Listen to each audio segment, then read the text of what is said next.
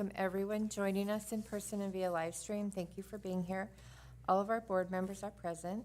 The purpose of this work session is to review operational reports from administration and discuss matters as a board. We are going to start with public comment. It is included in the board's material. We have several requests. We will start with Mark Mutzo. You ready? Awesome, yeah. Okay. Sure. I'm always ready. Really Do I fast. sit or stand or? You can sit. I wanna You can stand. sit or stand. I don't like sitting very much. Okay, my name is Mark Mutzo, Coach Mutzo, Franklin PE. My first job, just want to give you a little background. 35 years ago, 1990, Bill Watkins, if you know that name, he hired me as track coach, head track coach for Franklin, 1990. I'm presently still head track coach. And I'm a basketball coach, boys, 8th grade, 7th grade head basketball. A couple of years ago, I resigned from Highland Soccer. I was varsity soccer at Highland, men's head coach, and JV. I was over the whole program. And just to give you a little background, when I first started, we played at Bannock Fields. We needed fields. I was 5A. I was traveling all over the state, a little frustrated with what we had as fields and venues and stadiums and whatnot. But at the same time, I'm head track coach. And, I'm going back and forth, like, what am I doing? A lot of ADs in the past and present, they've all been great, supportive people, and we've really appreciated every one of them. And I guess the idea came up to turn middle school track fields into soccer fields. And now, at the present, all the high schools have field turf. They play their games on field turf, or they play it on the Irving field, Pokey plays. I think Alameda is still used once in a while, I believe. I'm not really sure about that right now because I know Travis at Highland has the schedule around football. The field turf is being used, and they're all set in their practices, their games, and we've talked about Franklin turning into a soccer field, and I know it's not really about soccer right now. One thing, I hosted track meets for 30 years at Franklin, and they went really well, and Alameda did also, Irving, Hawthorne, we all did our hosting. It was great.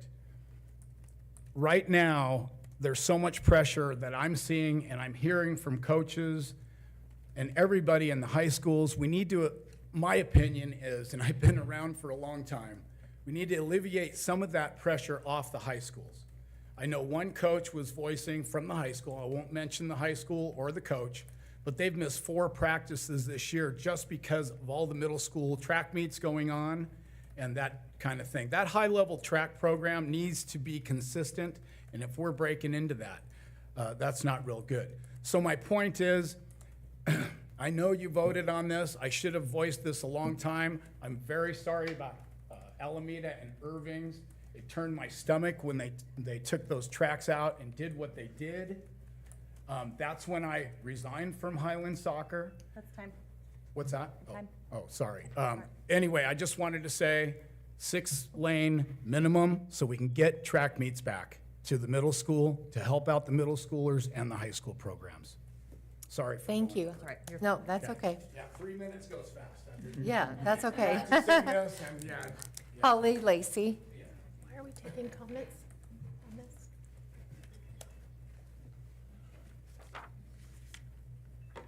Hi, I'm Holly Lacey. I'm one of the vice principals at Pocatello High School, and then I'm a mental health counselor in our community, school counselor for a long time.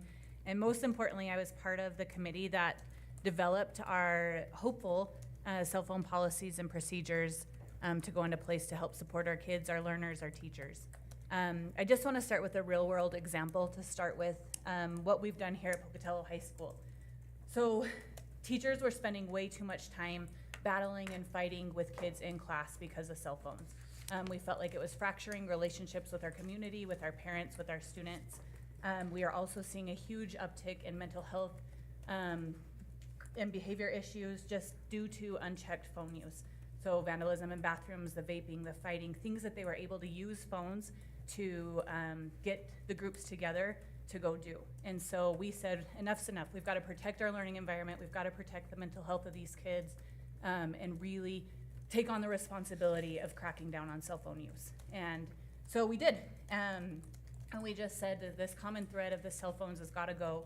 So mid-year, with full support from our teachers and staff, we put into place a very strict cell phone policy. And our committee really took into account what Pocatello High School had done and other our successful school districts when we built the policies and procedures that we're hopeful that the board will support. And our ultimate goals were twofold: protect the instructional time, but also students and teachers' relationships and the mental health of students. So real world example right now, I have 3 very high achieving students, athletes, all 3 of them, that have a cell phone violation, and also did not bring it down to the office. So didn't follow our policy or our procedure that now I'm working with. And as I've talked with these 3 students, they all admit to struggling with cell phone use throughout the day. They also admit to the anxiety that's coming with not having it for a day because it's sitting in my office. And so they said constant texts from coaches, from parents, from their families, making after school plans, changing schedules, practice schedules, that's in their mind all day long. And they're trying to juggle that and how to make all that work and new carpool rides and all of this with their learning. And then on top of that, the social media, all the pings that are coming through that they're fighting with a boyfriend or girlfriend, or a friend is showing highlights and they weren't invited to them. Just all of it that's coming together and taking away from them being able to be very present in the classroom. And they're struggling. And they were able to have those real raw conversations with me. Then when I turn it around and start to talk to their parents about it, they are very thankful when we talk about our why. So it comes down to our why: protecting the learning time, protecting the mental health of these kids, protecting the safety in our classrooms and in our building. And across the board, they have said, we support the well-being of our kids. We get it, we'll come get the dang cell phone. And so we have seen just, oh, dang it, holy cow, 3 minutes. That's okay, just finish up. I even practiced this. Just finish up. So truly, it's just, why does that consistency matter? The biggest thing that we have seen is, with our committee, one of the things that came up is we really talked about, why don't we just let teachers, put this in teachers' hands? They're the professionals in our building. Let them make the decision in their classroom. It's their classroom. And what teachers told us on the committee is, then we're the bad guy. This teacher doesn't do it and we do it, and now we're fighting against each other. And guess what we saw at Pokey? They said, parents would say, well, why does this teacher, if you really have a why does this teacher not follow that why? This teacher is following that why, and why aren't you being consistent across the board? And if it truly means that much, why aren't we being consistent across the district? That was the pushback we got from parents. And I said, true that. And so we really went back to our staff and said, we've got to do this and we've got to do it right. We've all got to be on board. We've got to promote the well-being of kids, the protection of classrooms, and the mental health. And so we really have followed that, even from a parent's perspective. My daughter, we needed it for safety. She's not home till really late. She goes to Alameda. They're doing the same thing, trying to be very consistent across the board. She got it taken once, and she got it back at the end of the day. Said, hey, if it's taken again, mom and dad, keep that phone and you don't have all these sports after school. Guess what? She's not willing to risk bringing it out all the time, which means she's present in class. That's our ultimate goal, and it all came down to Alameda being consistent across the board with these expectations of, we need to protect our classrooms, we need to protect these kids. Thank you. Yeah, so just want to give you that heads up. We spent a lot of time as a committee. We put together a really great committee at the request of the board, and I hope you'll really take a moment to look at that policy and procedure. Thank you very much. Appreciate Thank you. that. Okay, Melissa Snell.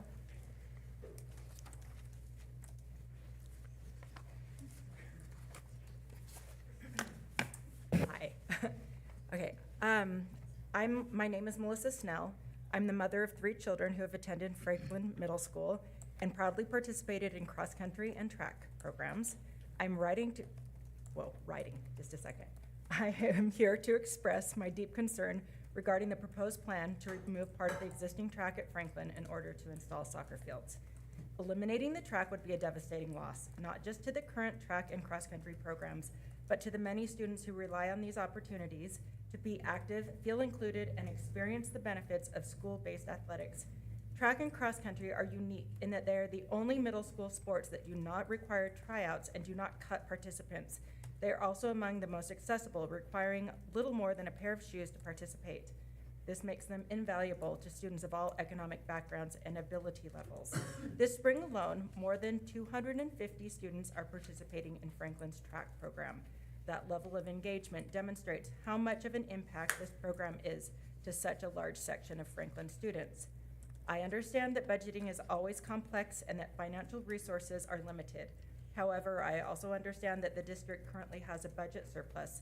While there are countless needs, I would argue that this is an ideal opportunity to invest in something that supports health, inclusion, and lifelong skills for a wide range of students.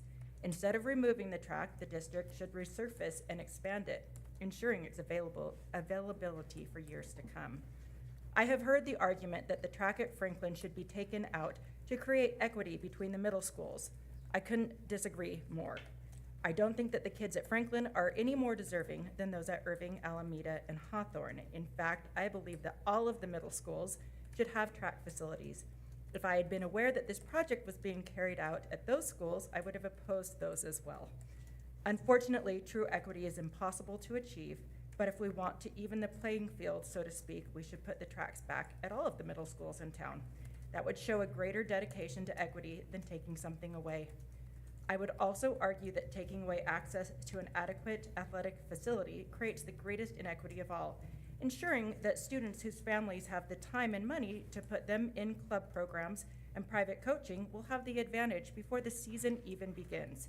That is a disservice and injustice to the kids in our community. The district should focus on inclusive, affordable opportunities for students to be active and involved, not taking them away. I urge you to reject this proposal and preserve the track for the benefit of current and future students. Thank you for your time and consideration and all you do for the kids in SD 25. Thank you. Jody Diaz? Hi. I am back today. I've been hearing rumors of a potential revote, and I'm confused a little bit by it.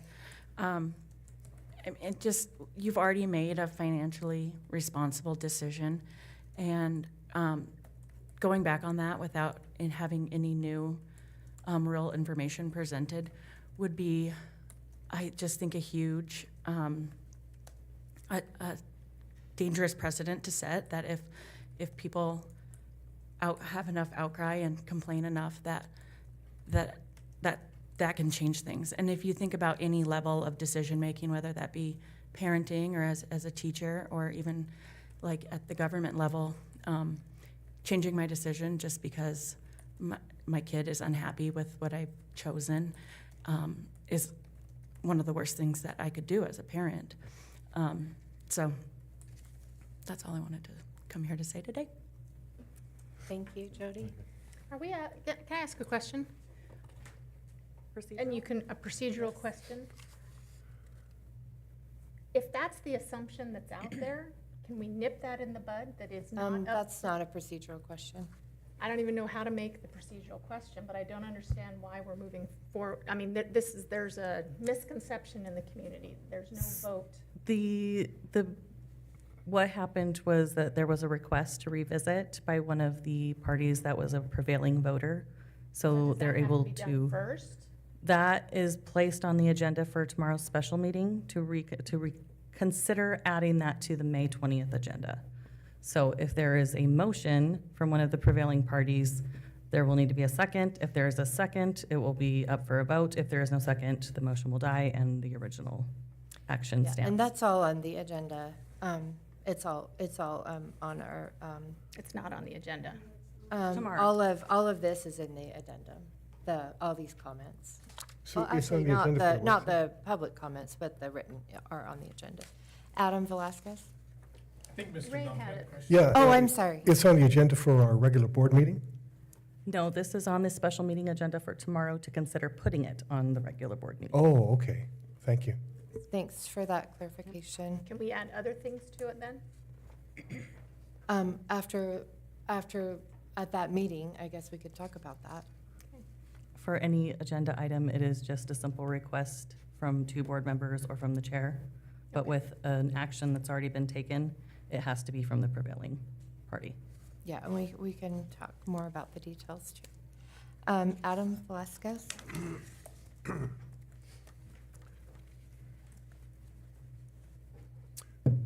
Good afternoon, members of the board.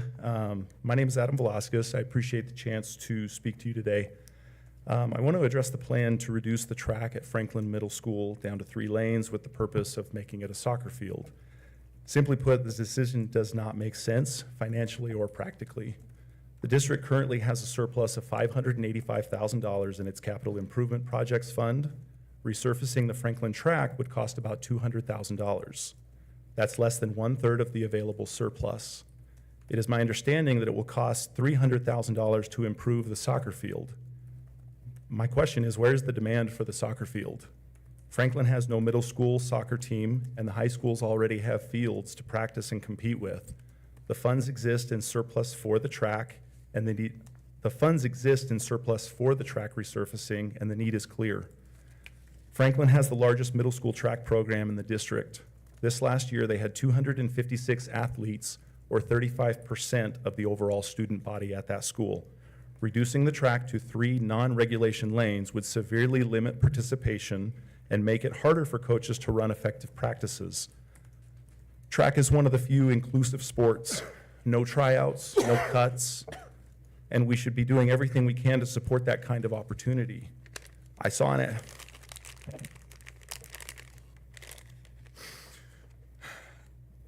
athlete at the All-City track meet yesterday. Native American kid. He's in a t-shirt, he's in jeans, and non-athletic shoes. He's the epitome, in my opinion, of why we need to champion the sport of track rather than try to find ways to limit access to kids like him who didn't have access to the proper material things for that sport. He just wanted to run. Some have said it's unfair for Franklin to keep its track when Irving and Alameda lost theirs. But taking away something valuable from one school doesn't create fairness, it just creates less for everyone. A resurfaced Franklin track could be used to host middle school track meets and take pressure off the high school facilities, which currently lose out on revenue when they can't host as many track meets of their own as they would like, and it removes the high school athletes from their facilities when they're trying to train for these high school meets. With the demand that currently exists for middle school track and field, we should be looking at making these things equitable by using the remainder of the capital improvement surplus to resurface 6 lanes of track at both Irving and Alameda as well. Those decisions were made on the basis that those fields would be utilized for high school soccer games and rented out to private club soccer tournaments. The high schools use their current football fields for all soccer games, and there never has been a demand to host a club soccer tournament at 3 different middle schools spread out across town when you currently have the fairground soccer fields and the wellness complex next to each other.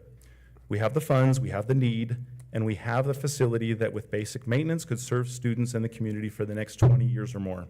I respectfully ask the board to reconsider the plan to reduce the track to 3 lanes and instead invest in resurfacing it. It's the right move for the students, schools, and the community. Thank you for your time. Thank you. Mary Ann?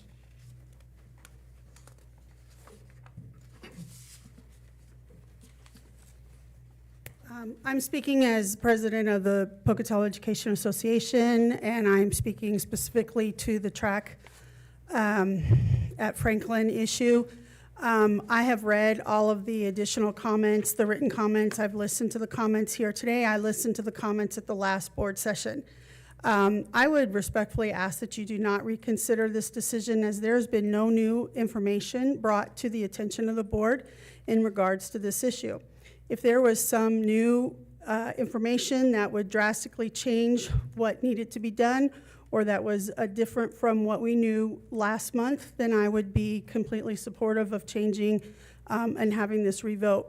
But simply because we have a request doesn't mean that it has to be honored to hold a new hearing or a new vote.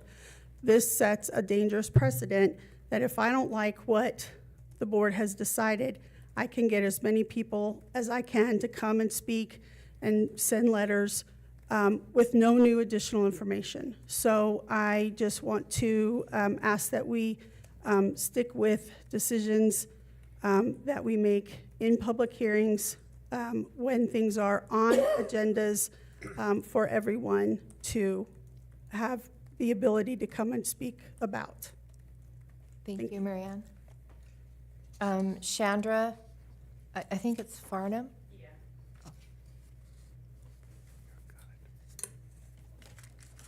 Hi, my name is Chandra Farnham, and I'm a physical therapist in this area, but I am speaking about the track as I am a community member with the Pocatello Running Club. I want it to be known that across the nation that those with the highest GPAs in high school and middle school tends to be track and field and cross-country athletes. I am one that would not have been able to be a doctor of physical therapy in a doctorate program if I never joined my middle school track and field. So on behalf of the Pocatello running community and club, I wanted to talk a little bit about the 6-lane versus 3-lane. This allows for more practicing in the sport. A 3-lane track is like a short basketball hoop and a full court. It doesn't allow for proper training. There's a large group that uses the track, and all 6 lanes are needed. Recent sports highlights from high school athletes, including state records in hurdles, Simplot games, are hugely successful. We have a rich history of track athletes making it far in the sport, which supports high school education through scholarship and careers. Health and safety for beginners, just getting into running, and walkers, it's very accessible, and it's also great for inexperienced athletes. Proper surface can ensure safety for runners and for those needing a soft surface to get back into high impact sports. Community building is a huge part of the Pocatello Running Club, which promotes physical and mental well-being, as does myself as a physical therapist, trying to get people to continue to move in this community, and having an open space and a safe space to do so is kind of limited in this area. On that, this Franklin Middle School safety and accessibility, it provides a public location for recreation so users feel safe. People use it in the evening and in the morning after dark, as it's an accessible location. Franklin Middle School, major community resource, serves over 200 middle school athletes. The public can use the track, including parents, residents, youth, ISU athletes, on and off season, and high school runners. I know that the Pocatello Run Club has worked with the city to create a Couch to 5K program for a number of years to get people to start moving, and using the Franklin Middle School track as some place that we can kind of promote more movement and to get the city to continue to move and to continue to lower the risk of obesity in this town. And so the Pocatello Running Club would like to stand that we hope that you guys reconsider what the plans are proposed for the Franklin Middle School track going down to 3 lanes. We would like it to stay at 6 and for be resurfaced. Thank you. Thank you. Christine Howe? She's not here. Oh, okay. I think that's it for our public comment. So next on the agenda is cell phone discussion. We will start with Tanya Wilkes and Marianne McGrory. Yeah, go ahead. You're good. Presenting PEA, Pocatello Education Association surveys, teacher feedback, and Lots of that's it. information. Can you see that? Can you see that okay, or do you? Okay. No, I'm giving everyone something. I printed it big because Thank you, thank you, thank you, thank you. see. Because you do things big. Thank you very much. Thank you. Thank you.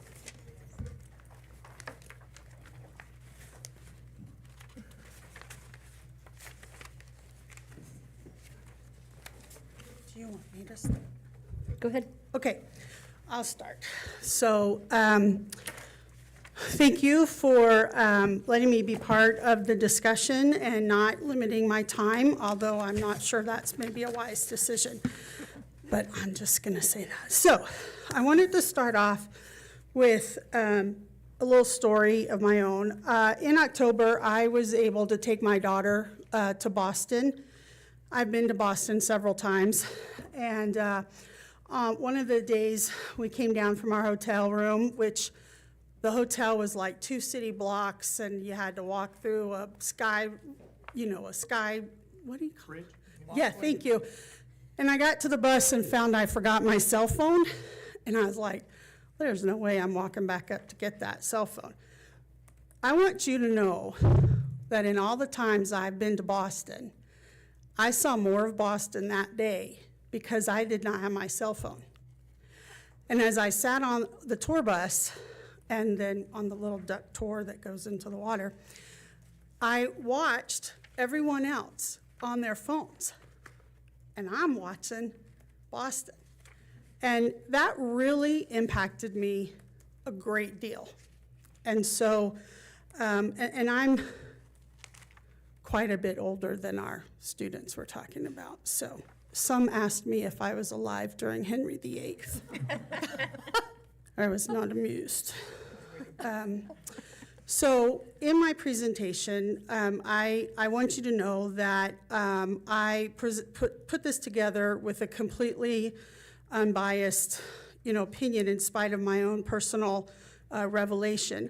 I also wanted to say, and I talked with Tanya, that what I'm going to talk about and what I'm going to present is in no way a slight of the cell phone policy committee that we had.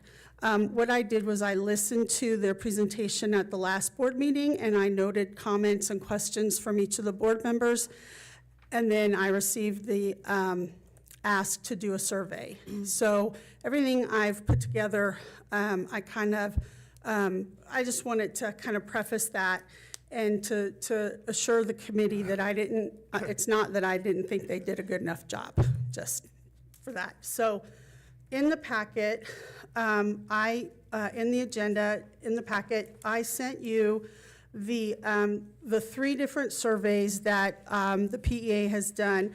The first one was September 11th. That simply was a survey because it had been brought up in either a work session or a meeting regarding a cell phone policy. And I will talk to you about the results of that. The next survey I did was November 5th. That was after the governor released his proclamation about cell phone free schools. And then the third survey I did at the request after the cell phone committee presented their findings. So I want to turn attention to the chart that I presented to you. And sorry. So at the board session, the cell phone committee explained the different districts that they use policies from. And I heard one comment that, well, all the districts that you took policies from, they're smaller than Pocatello. So because I'm that kind of person, I called the State Department of Education and I asked for a list of school districts by student number. And then I took our Pocatello school, the number of students they had for us, and I went 2 school districts above, 2 school districts below, and then in this chart, I put the school districts that the cell phone committee used. Those are in italics. So the very first page is the proposed policy. And I made, I love Excel spreadsheets, and so I made a spreadsheet. And then, so that was our proposed policy. And then if you go down, there's West Ada, and for the most part, our policy is smack dab in the middle of what of the other districts have. I will say District 91 does not have a set district cell phone policy. Each school can set their own. And then in one school, I believe it is Nampa, it is not in policy, it is in the high school student handbook. okay? So, and I sent this on Friday, so I don't know if you'd have a chance to look at it, but what I wanted to see was how they defined what an electronic device was, how they approach it in elementary and secondary, whether there were exceptions. Specifically mentioned at the last session was field trips, what the consequences were for the first, second, and third offense, whether parents were notified of either the policy or of the policy, if there were specific staff instructions, and if there was anything extra in the policy regarding personal electronic devices. So as you can see, it's pretty evenly across the board. Even in our own policy, we had, in the proposed policy, we had exceptions for IEPs and 504s and health conditions. So to me, that even though that's under exceptions, that's just kind of a non-starter, because if it's in an IEP or a 504, we have to allow it.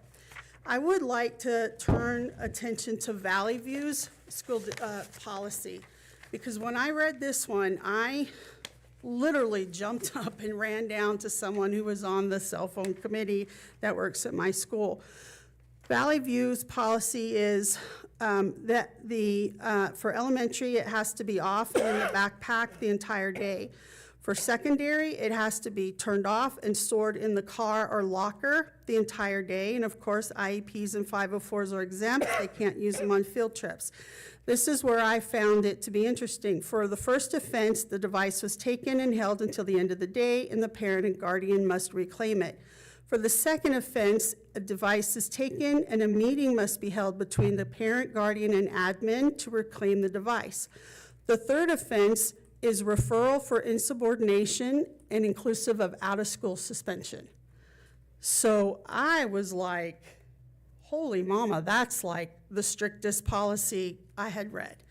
And so I think between Valley View, with what I would say is an extremely strict policy or extremely serious consequences for offenses, and the policy of Idaho Falls that is no policy, that our policy is right smack in the middle and is a very doable, workable policy.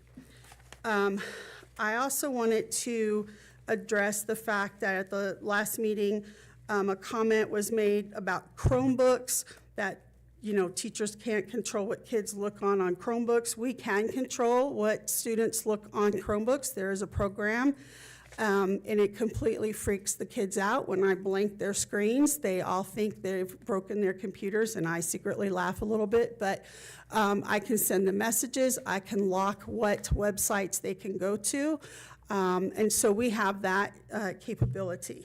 The other issue was a safety issue in the event, and I know this is the primary cause. Like if a student is throwing up, I'm not going to say, no, you can't use your phone to call your mom, because I tell my students, if you throw up in this classroom, I'm going to throw up right after you. So if they're throwing up, I'm throwing a phone at them to call, because I don't want them in there anymore. But when we talk about safety issue, it is in the event, God forbid, of an armed intruder. And I worked in a school in Georgia where we had school shootings. Now, we didn't have cell phones back then, because that's how old I am. But if I'm in a classroom with 25 kids and I'm trying to hide them and there's a shooter and I have my door, my lights off, and they don't know if anyone's in that room, and then 25 cell phones are going off, even if they're on vibrate or the lights go on, that's a dead giveaway that someone's in this room. I can also see it from a parent's perspective of if my child's in that situation, and is that going to be the last time I get to talk with them? But when I'm in that room with 25 kids and there are gunshots or there are whatever in the halls, I want complete focus on what I am telling them to do, because I am the one responsible for their safety. And if they're worrying about what's coming in their phone or what's happening here or their phones are going off, that puts everyone at risk. The other issue that was brought up was, what about teachers? If the students can't use them, then why are the teachers using them?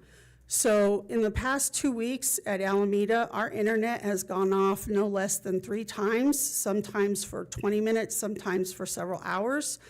Having my cell phone handy allows me to contact other teachers, allows me to call the office, and allows me to, well, I said what it allows me to do. There are times when I'm at the front of the classroom, I have my phone in my pocket, a kid asks me some weird, obscure question. Instead of taking time to walk back over to my computer, I just look it up on my phone. I'll, say, hey, why are cows holy in Hinduism, and is that where we get holy cows from? And it saves me time to do it that way. Our school also, every 2 days a week, we have a trivia question, and I let the kids use their phones on that, but that's for a sucker, so. The other issue was passing time in the halls.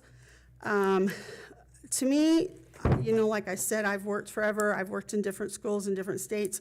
We're required to be standing at our door in the halls. I'm monitoring what the kids are doing in the halls. Unfortunately, I don't know who I made mad, but I'm right across the hall from the boys' bathroom. So I'm very often also having to monitor what's happening in there. I don't know why, but they think it's the coolest place just to hang out. Except for 1 year, they did practice choir in there, so I didn't really have too many problems with that part. But standing in the hall, telling kids to put their phone away, I don't see what the issue is primarily with that, because I'm out there as well. So for the kind of the final report, and this is in there, and I did not print one of these for each of you because it's in there, plus I didn't have a color printer, and I felt like giving you this big spreadsheet was a lot easier than trying to figure out and on the screens that are this tiny. So in the survey from September 11th, what should District 25 do in regards to student cell phone use in class? I made the amateur mistake of allowing comments, and that was 17 pages, which I did not include or print for you. So, but they all said basically, at that point, 55.7% wanted to ban cell phones in the classroom, 26.9% wanted to maintain the current policy, and the 17 pages of comments were a variety of those too. In November, after the governor made his, I think it was a proclamation, I sent another survey in regards to student use of personal electronic devices. I would like the district to. The choice was maintain the current policy, update the current policy to allow student use of personal electronic devices in between classes and at lunch or recess, or update the current policy to completely ban the use of personal electronic devices at school during school hours. 44% wanted to ban the use of personal electronic devices, 34.8% wanted to maintain the policy, and 21% wanted to update the policy to allow for the use of personal electronic devices in between classes and at lunch and recess. So the last survey I did, which went out on April 11th, I asked more questions on that one, but the first question was, how do you feel about the proposed policy restricting personal electronic devices during the school day? And I should have just done the same type of survey, but I had strongly agree, agree, neutral, disagree, strongly disagree. 87.6% of the respondents strongly agreed or agreed with this proposed policy. 5% strongly disagreed or disagreed with the proposed policy. So in all 3 of these surveys, the top choice was to ban cell phones completely from classrooms and schools during school hours. Now, I did read the comments that were in the addendum to the board agenda. This printed in black and white, and I couldn't really make sense of that. So the issue of putting a cell phone in a place in each classroom, so we thought of that 1 year at Alameda. We wanted to get those shoe things and have the kids put their phone in. And our SRO informed us that if we had our students do that and a student's phone was taken or missing, we would be responsible for that. And I was like, I can't be responsible, I can't afford that. So I absolutely think parents, if we set the policy that on the second offense that parents have to come get the cell phone, I absolutely think parents should have to come pick those up. And I think that is agreed upon by the 87% who said they agreed with this policy. I do take the idea of earbuds. So I've always had short hair, but I have a lot of kids, boys and girls, who have long hair. And I know that they're listening to something else when I'm teaching because I am not musical and their heads are just going. And so there are times when I make them pull their hair up to see the earbuds. I don't allow earbuds in my classroom. I don't allow cell phones in my classroom. They can use the earbuds when we have an assignment that they have to listen to, or if they're working on something, I do allow them to listen to music, but they have to set the song. They can't be fiddling for 20 minutes trying to find what song they want. And then recently I was talking to a teacher, and she requires them to have one earbud out or one ear off the headphones so that they can hear for anything important or announcements or teachers. I usually just flick the lights. Again, I think that may have addressed all. Oh, the only other concern that most people expressed to me and is included in the survey that I did in April was the lack of consistency among staff. And I will tell you that as PA president, I only work until noon each day. I've gone and I have done presentations in classrooms all across the district. And I will tell you that I was presenting in one classroom in this district, and over half the class had their cell phones out and were playing on them. And I nearly lost my mind, which is not a good thing. And I even made a comment that in my classroom, we adhere to the policy of no cell phones, and not one student put that cell phone away. So what I was saying was not important enough to listen to on those cell phones. So I would ask, as the majority of the survey respondents have asked, that we adopt the policy as the committee wrote it. So, any questions? I'm ready. On your columns, you Yes. have on this one, it says elementary and then secondary. So secondary is middle school and high school, correct? Right. Okay. I lumped them together just because, well, technically they are secondary. They're kind of lumped together everywhere else.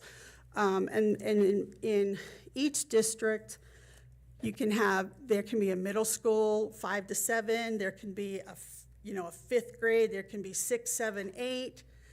There can be a junior high, which could be 7, 8, 9, 6, 7, 8, 9. There's no uniformity in the state of Idaho for school districts and what they, how they set things up. So it's like sixth grade and up? That's what I consider secondary, would be 6th grade and up. Yeah, so. Okay. Any other questions? You've done a lot of work. Well, I tend to go overboard, so. Well, If been there's so a way many to make a comments. spreadsheet, I will make a spreadsheet. I So, appreciate this, yeah, because it was hard to read a little. Can I just, that's why I went down and got the big paper. can I just make a comment? Oh, sorry. Yeah. I'd like to agree with what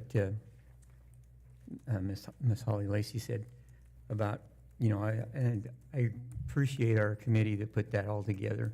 I read the policy, and after reading the book that we read, Anxious generation. Anxious, I always wanted to call it the mindless, told my wife it's the mindless generation. Well, She says, that's not right, and I says, right. But anyway, after reading that and reading the policy, I agree with her, and I appreciate our committee that spent so long and worked so hard at getting that policy the way it is. And I just, I'm not, I'll show you how old I am. I don't have a cell phone. I don't even carry one, so but I do work with young men, and I've seen how they have such a hard time getting away from that phone. We'll be doing something, and man, that phone just comes out. Tell them put it away, 100 times during the night.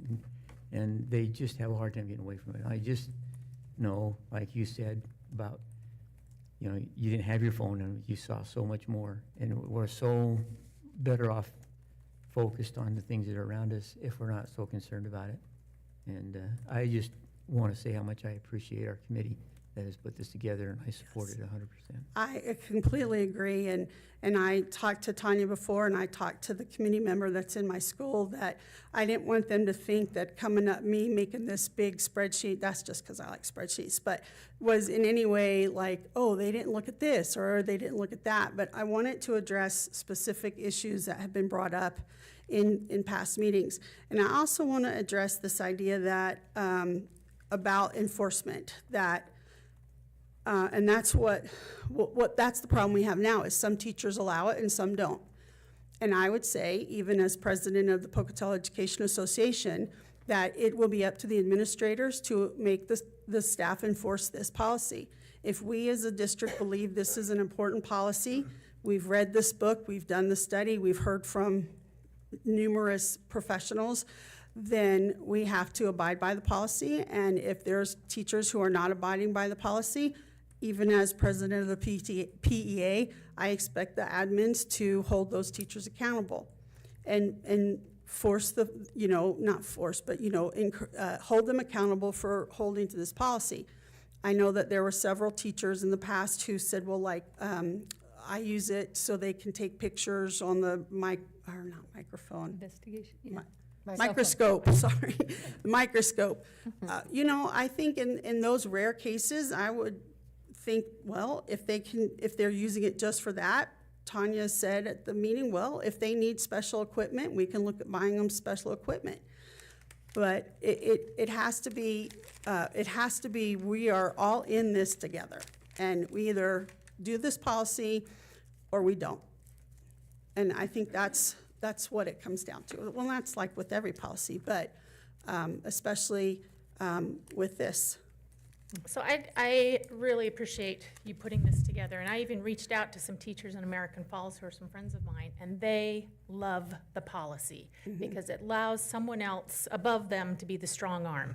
Doesn't have to, and you know, it's interesting because I think this has bigger implications, is that when a decision is made, you may or may not like it, I mean, but yet a decision has been made. And I think that's one thing that the teachers will have to understand. You know, I appreciate, we did get in the comments here, the principals all voiced their somewhat apprehension, but I would hope that they too, once the decision is made, that they will get behind the new policy and that they will help all together to help make this better. Because at the end of the day, as the comment was made, is that this is about the well-being of our kids.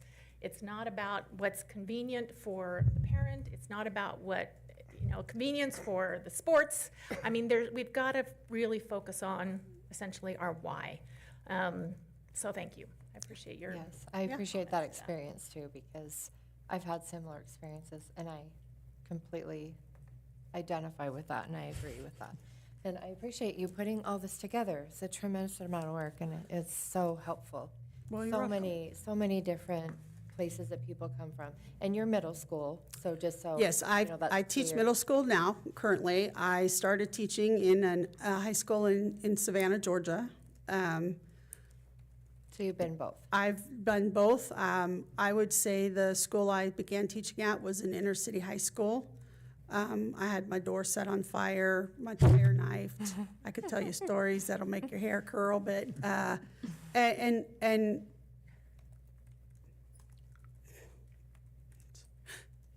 I had students murdered. I had students shot at school.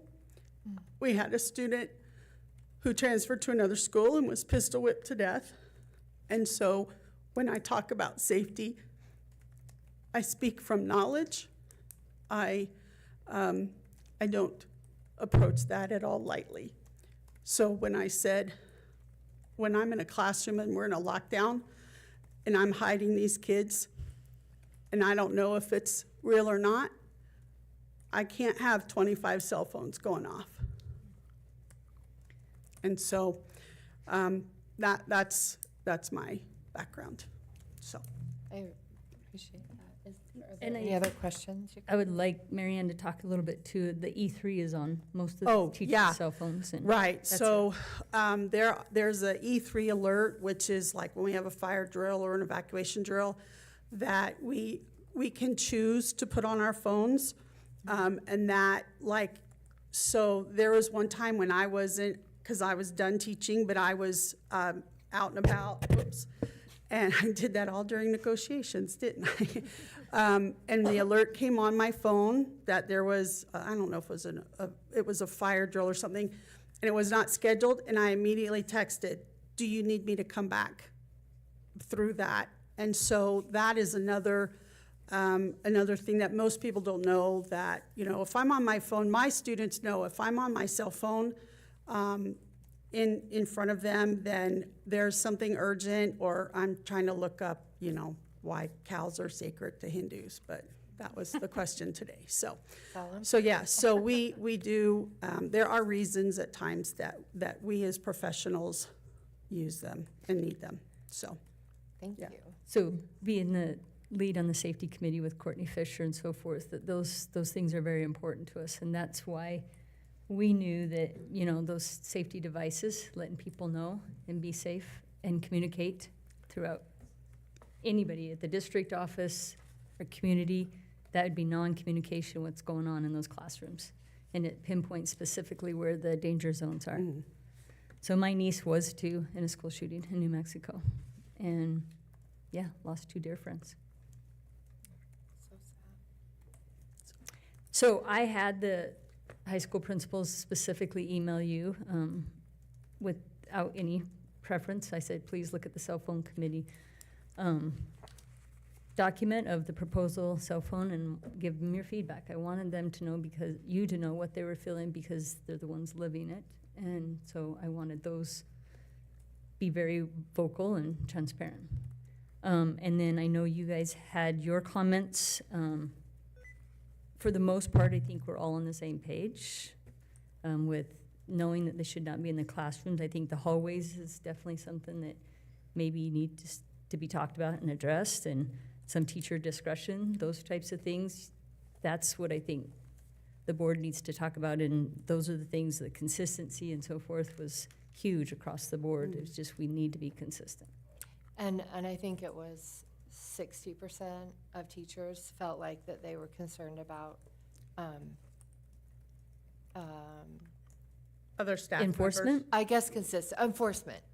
Okay, As yeah, far I as- have that. Yeah. Gosh, sorry, I think that's what it was. why is it, sorry, I'm having trouble with my computer. I have it here too, printed if you want. Yeah. So on the survey I did just last month, one of the questions was, I kind of duplicated some of the questions, but like, how effective do you think the proposed policy will be? 89% said very effective or somewhat effective. Then what's your primary concern? And it was in the enforcement challenge. And mainly that is the consistency across the board. You know, well, so-and-so lets me use it in her class, or, you know, or his class. So that was the other concern. Again, we can go through, like, almost 89% said they're confident in enforcing the policy.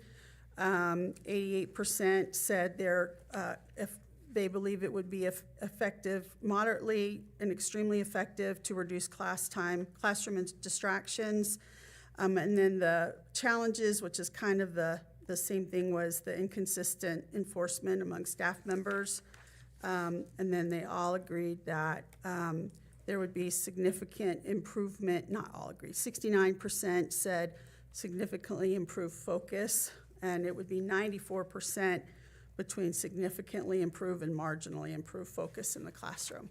And I can tell you that it greatly improves my focus when I don't have my cell phone at meetings, and I know when the kids I mean, we know when they're on their phones because their necks are contorted at a way so they could see under the table.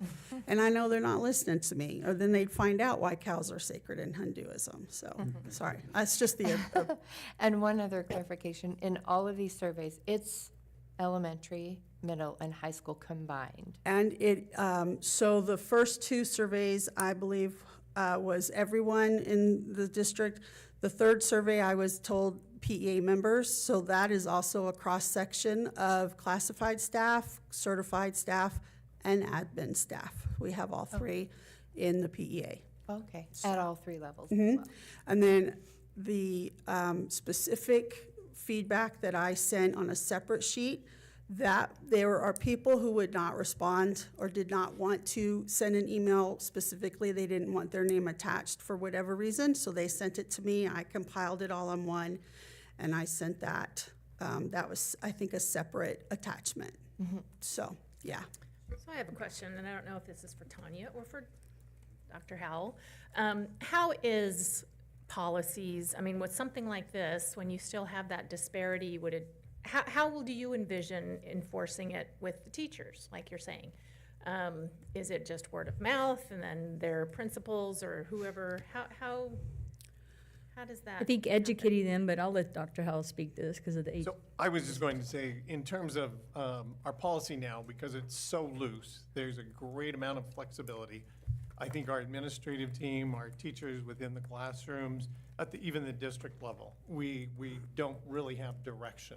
And so when you lack that, we are basically unorganized to the point that we're fighting against ourselves in the classroom for instructional time, for the distractions and so forth. But to go back to the teacher comment, I think that E3 is very important.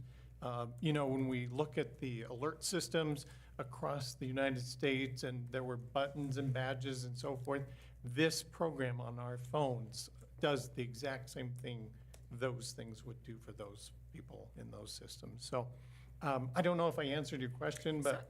And I guess it's not so much the enforcement of the teachers themselves, it's how teachers are enforcing it in their classroom. How, I think it's a tiered approach. It would trickle down yeah. from district office, you know, from the board to the district to the building administrators to the staff.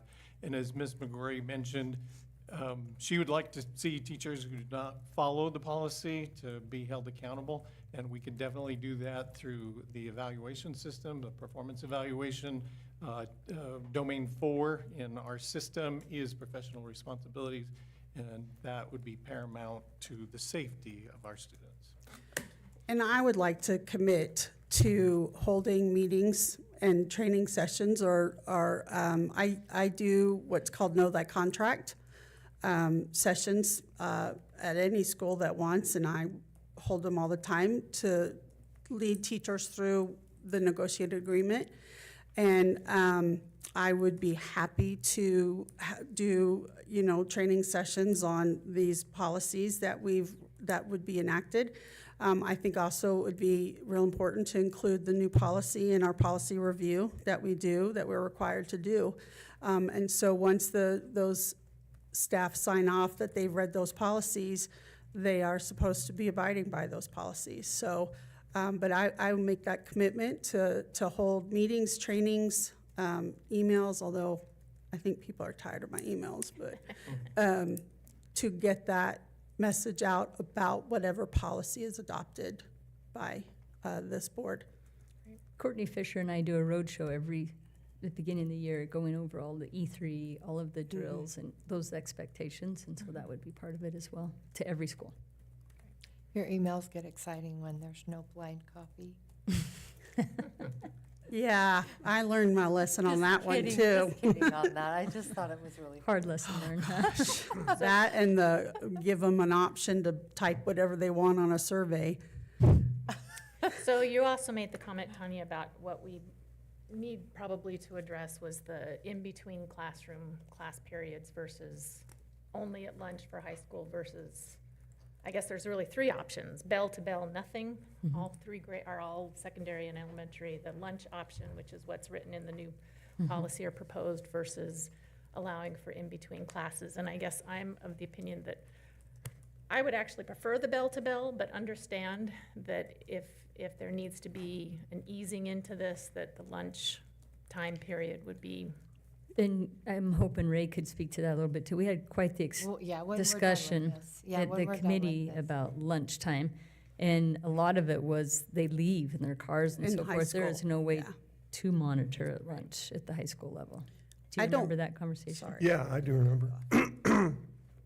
I've got other comments to make, but I don't want to interrupt you guys making your presentation. And so we'll maybe address that later as far as out of class. When we, Are we not discussing it now? Well, we, after you're done with the presentation, then Ray had the research articles to present, and then we'll have our board discussion. I mean, you can say, Oh, I'm sorry, were you No. not done? Nope, we're good. I was just answering your okay. question. Thank you. yeah, we just want to be able to answer. No. I have a couple questions. So I did feel like when the principals emailed us, it was pretty heavy on the enforcement side, on the concerns there. But one that I see in the packet that's really, really helpful, is that a couple of the schools have exceptions that the teachers can go get permission from their admins to be able to use it. So something like the biology class that's taking pictures of the microscope. Yeah. Maybe that's something we could consider is filling out some kind of an educational form. How is this gonna help you guys? You know, a quick approval process. I don't wanna add more work to the admins and the teachers, but it would help them be more mindful about, do we actually need to do it this way if we're doing that? So something that I thought was interesting in this packet that you gave us. My question is about the hallway. Like, how hard is it to enforce? And I know middle school is really different from high school, so I'm wondering if, since Ms. Lacey was on the committee, if she's allowed to come and answer that? You Like, bet. What is it like in your hallways? We've got 1,300 kids. Will you come up, Holly, please? Yeah, and you can just take the standing mic. Yeah. So we have 1,300 kids. I'll be honest, I was initially like, I don't see how we do hallways, right? And a little bit against that part of it. Tanya brought up a really good point though. If we give them a hit every 70 minutes, right? Are we really protecting their mental health?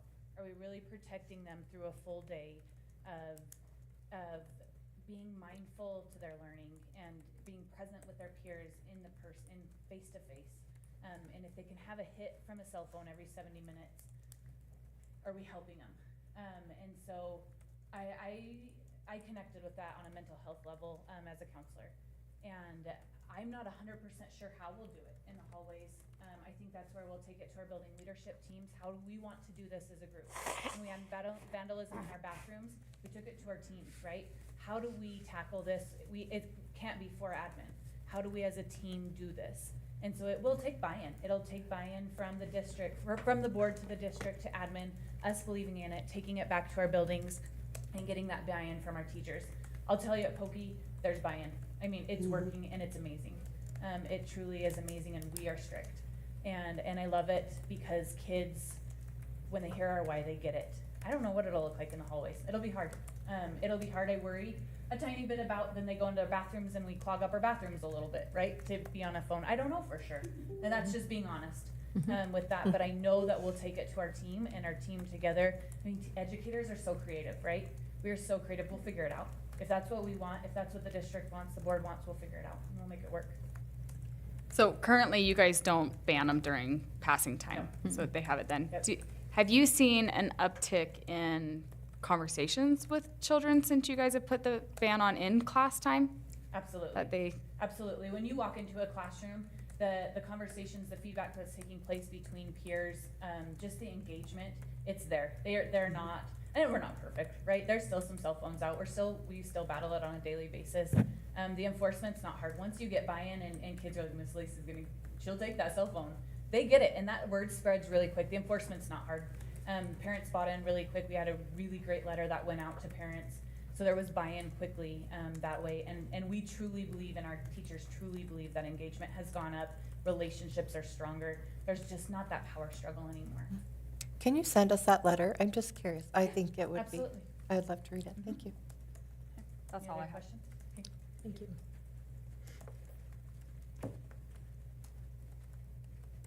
Are there any other questions? No other questions?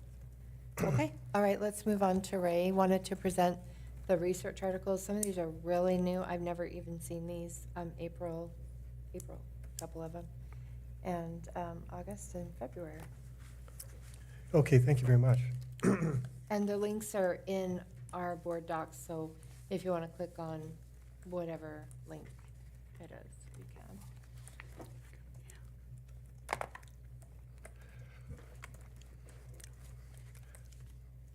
Now, first of all, I'd like to say that I definitely support the cell phone ban during classroom instruction.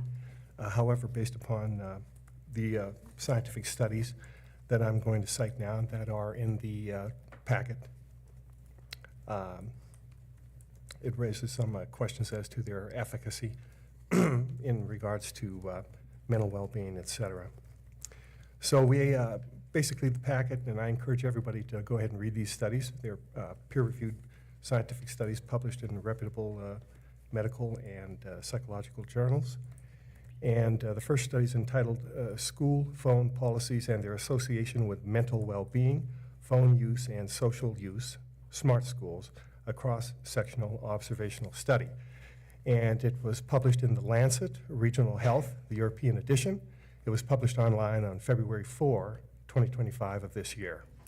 And some contributors were the University of Birmingham in Birmingham, United Kingdom, the National Institute for Health and Care Research, NIHR, Birmingham Biomedical Research Center, United Kingdom, Services for Education, Birmingham, United Kingdom, School of Psychology, University of Birmingham, United Kingdom, Advanced Wellbeing Research Center, College of Health, Wellbeing and Life Sciences, Sheffield Hallam University, Sheffield, United Kingdom. On page 2, and of course there's in the packet, anybody can go ahead and hit the those hyperlink texts and read the entire documents, read these studies. I encourage everybody to do so. But I'm just going to highlight some of the points here. On page 2, it talks about added value of this study, the one by the Lancet. Our study is the first evaluation of school phone policies on mental health and well-being and other health and education-related outcomes, which involves a nationally representative sample and that reports associations between phone/social media use and health and educational outcomes using individual-level data in a large cohort of adolescents. On page 4, it talks about methods.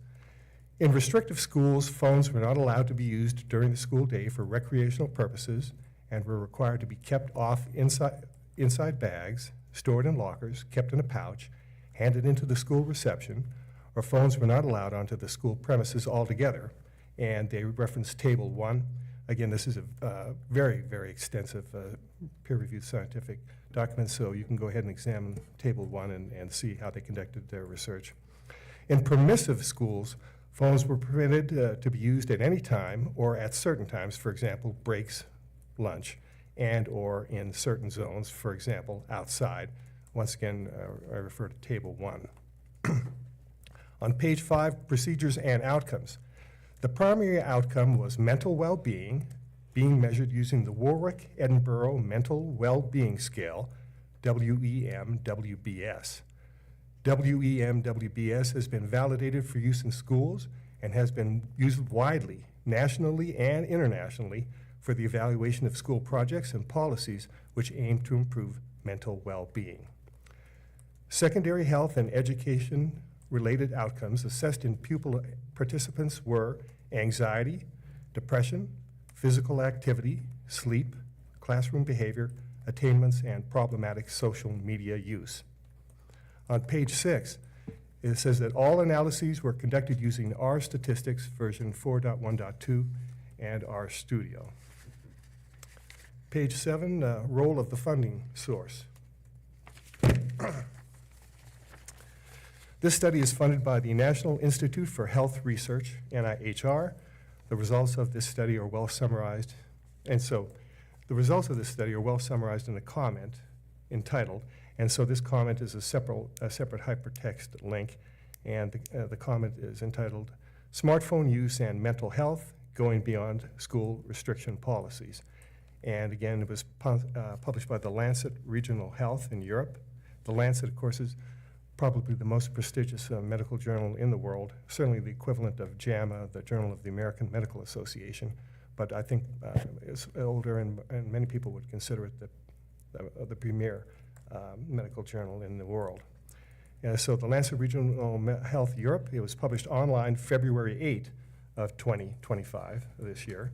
Page 1 says, the study found no evidence that school phone policies were associated with improved mental well-being, anxiety, depression, problematic social media use, sleep health, physical activity, or educational attainment.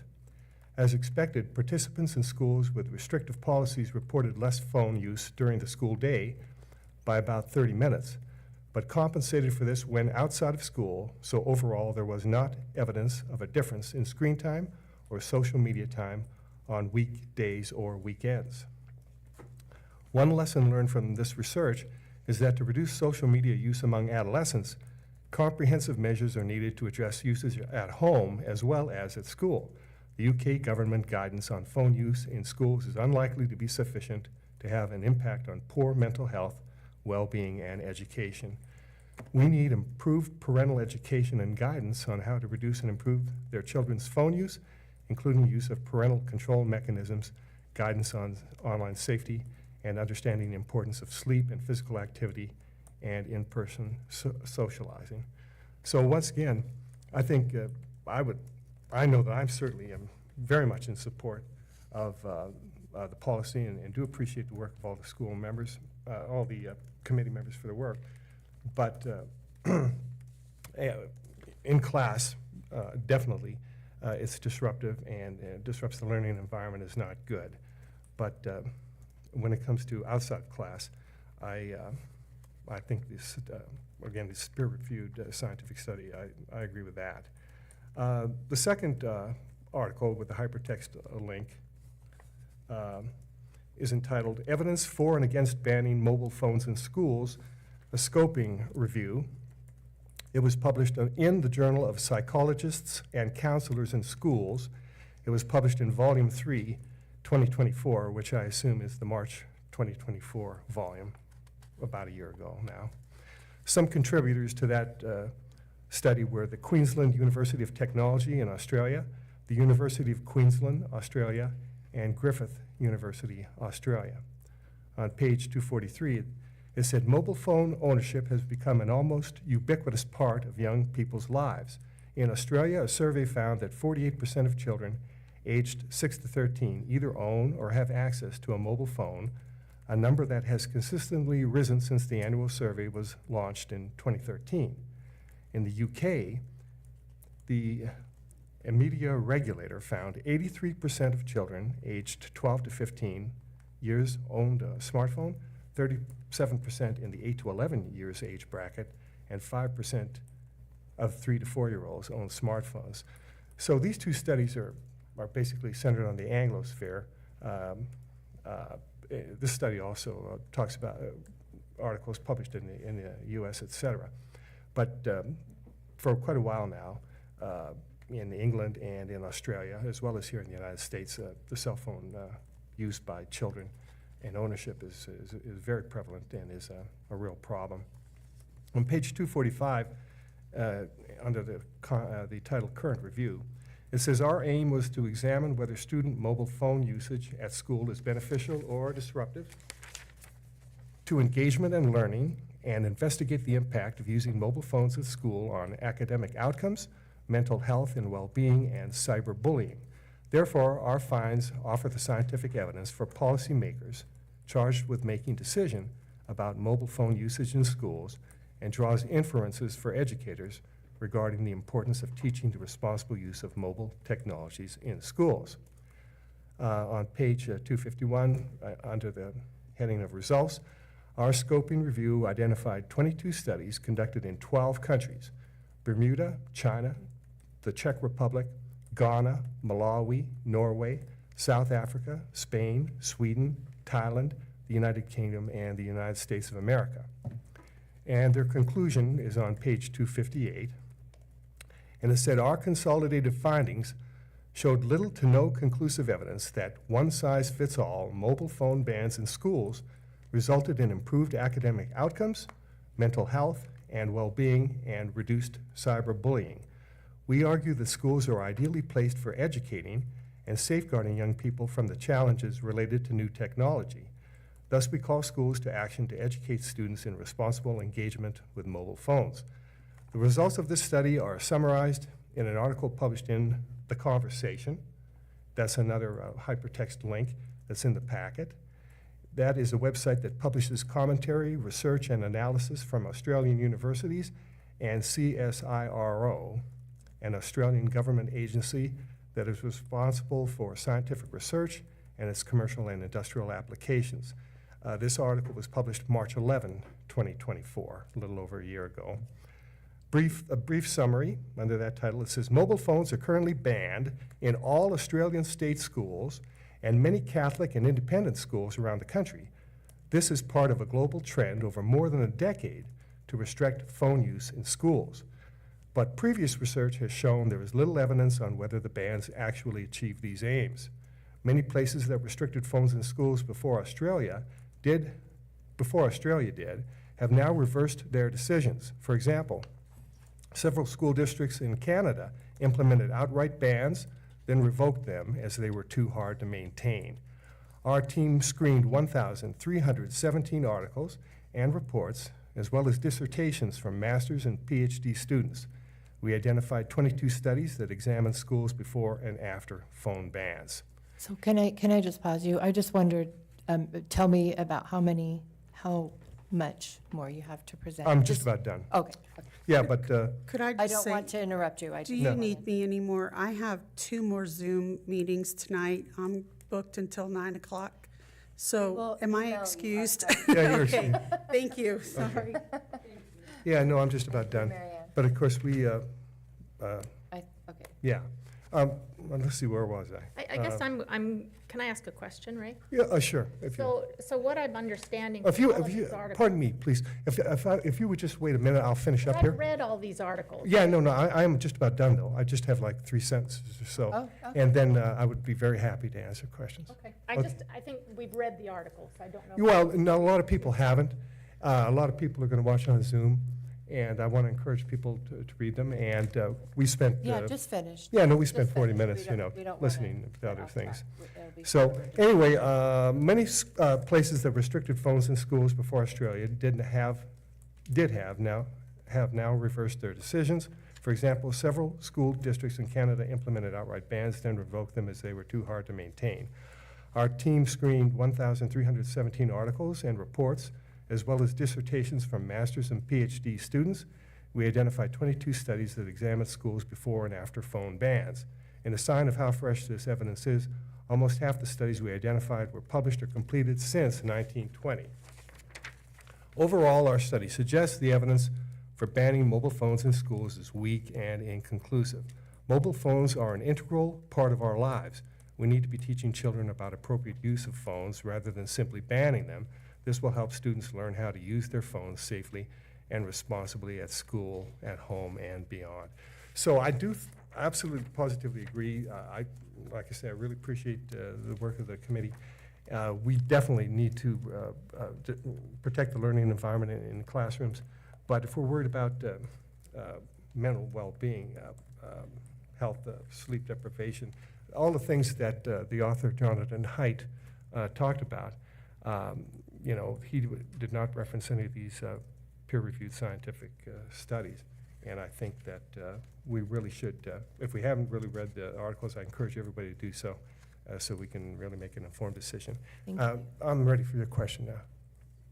I guess my question, I don't even think it's a question. I think we're all on the same page, that we understand that there are some detriments to cell phones. Just in a quick Google search, I've got at least a dozen other articles that say the opposite, right? So I think what we need to be doing here is focusing on our community and our students and what we're hearing from our teachers and from the administrators. I think the science is out. I mean, even as it says from that Anxious Generation book, we've given kids a trip to Mars with no, I think we're still in Mars. And I don't think it's just the well-being or lack of sleep. I think there's the whole cumulative disruptions.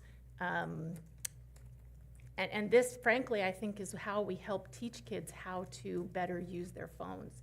That there is a time and a place, and school is not one of them, where they should be focused on their education. I appreciate the research. I mean, I don't think any one of us have not taken the time to do similar searches for things and done lots of reading.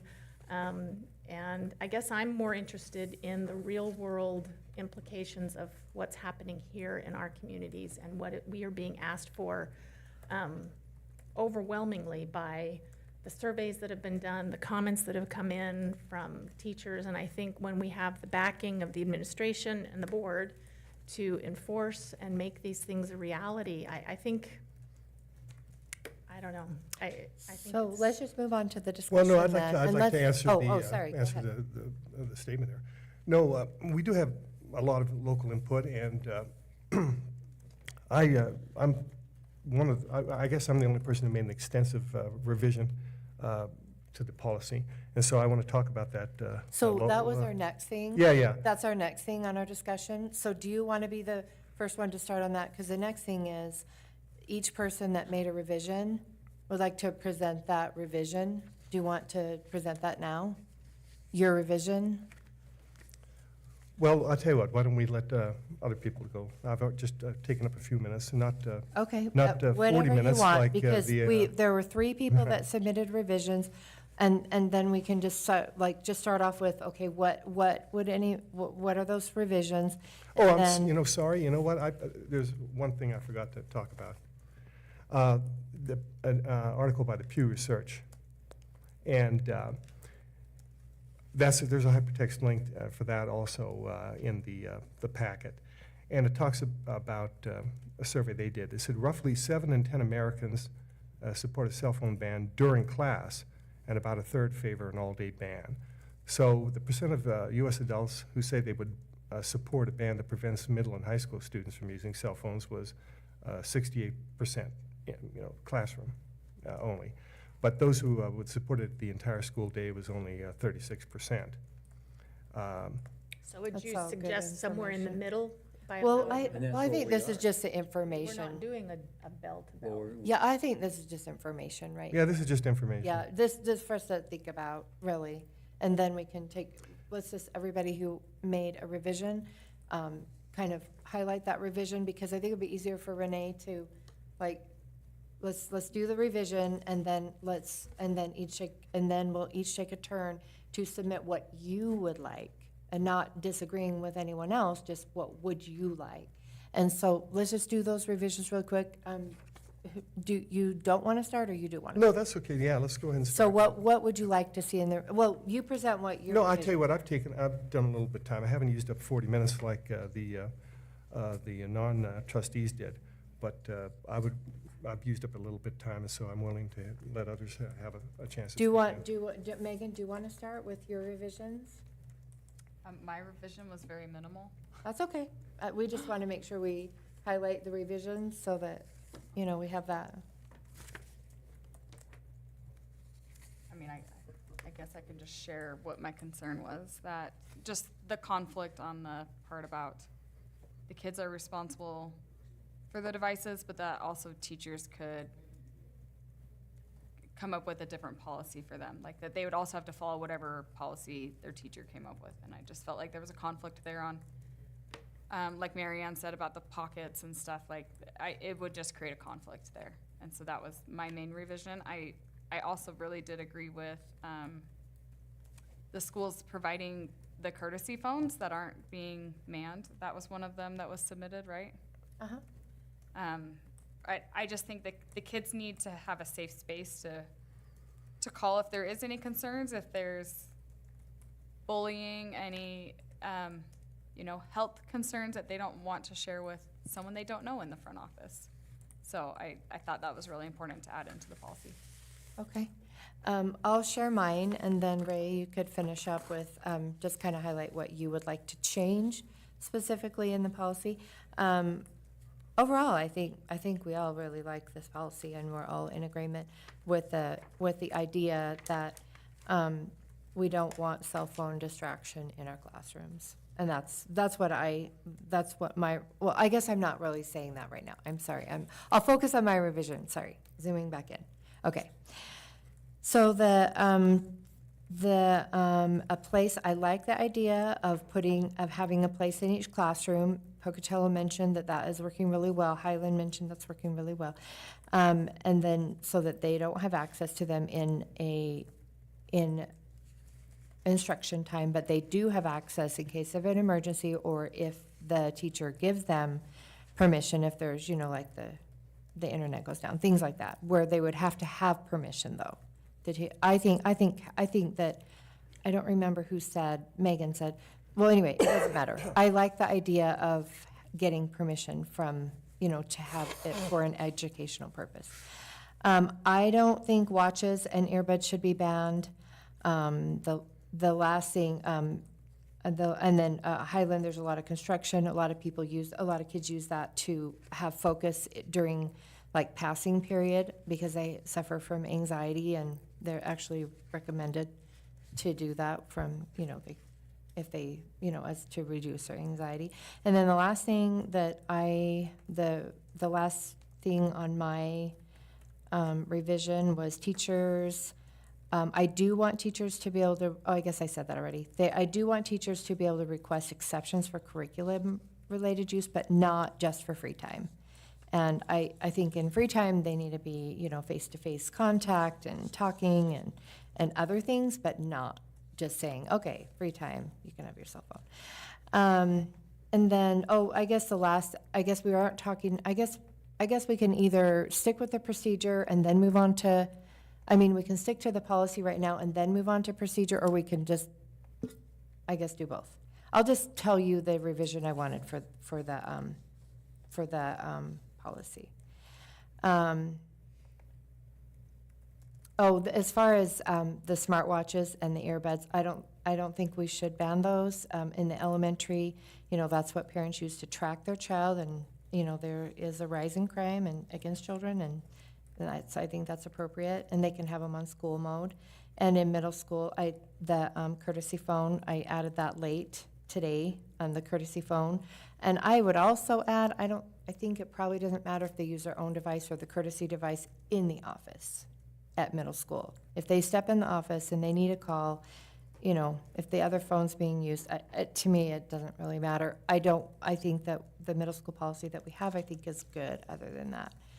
And then I think, the procedure, I hesitate, like I said in here, having a separate, kind of discipline model for phones than what is already in the handbook. If they're being insubordinate, we have a policy for insubordination, and that's just not allowed. And they, the teachers can do, go full on ahead, and, they are accountable for being insubordinate. And that would include if they refuse to give their phone away, give their phone up or turn it in or whatever. Insubordination is insubordination.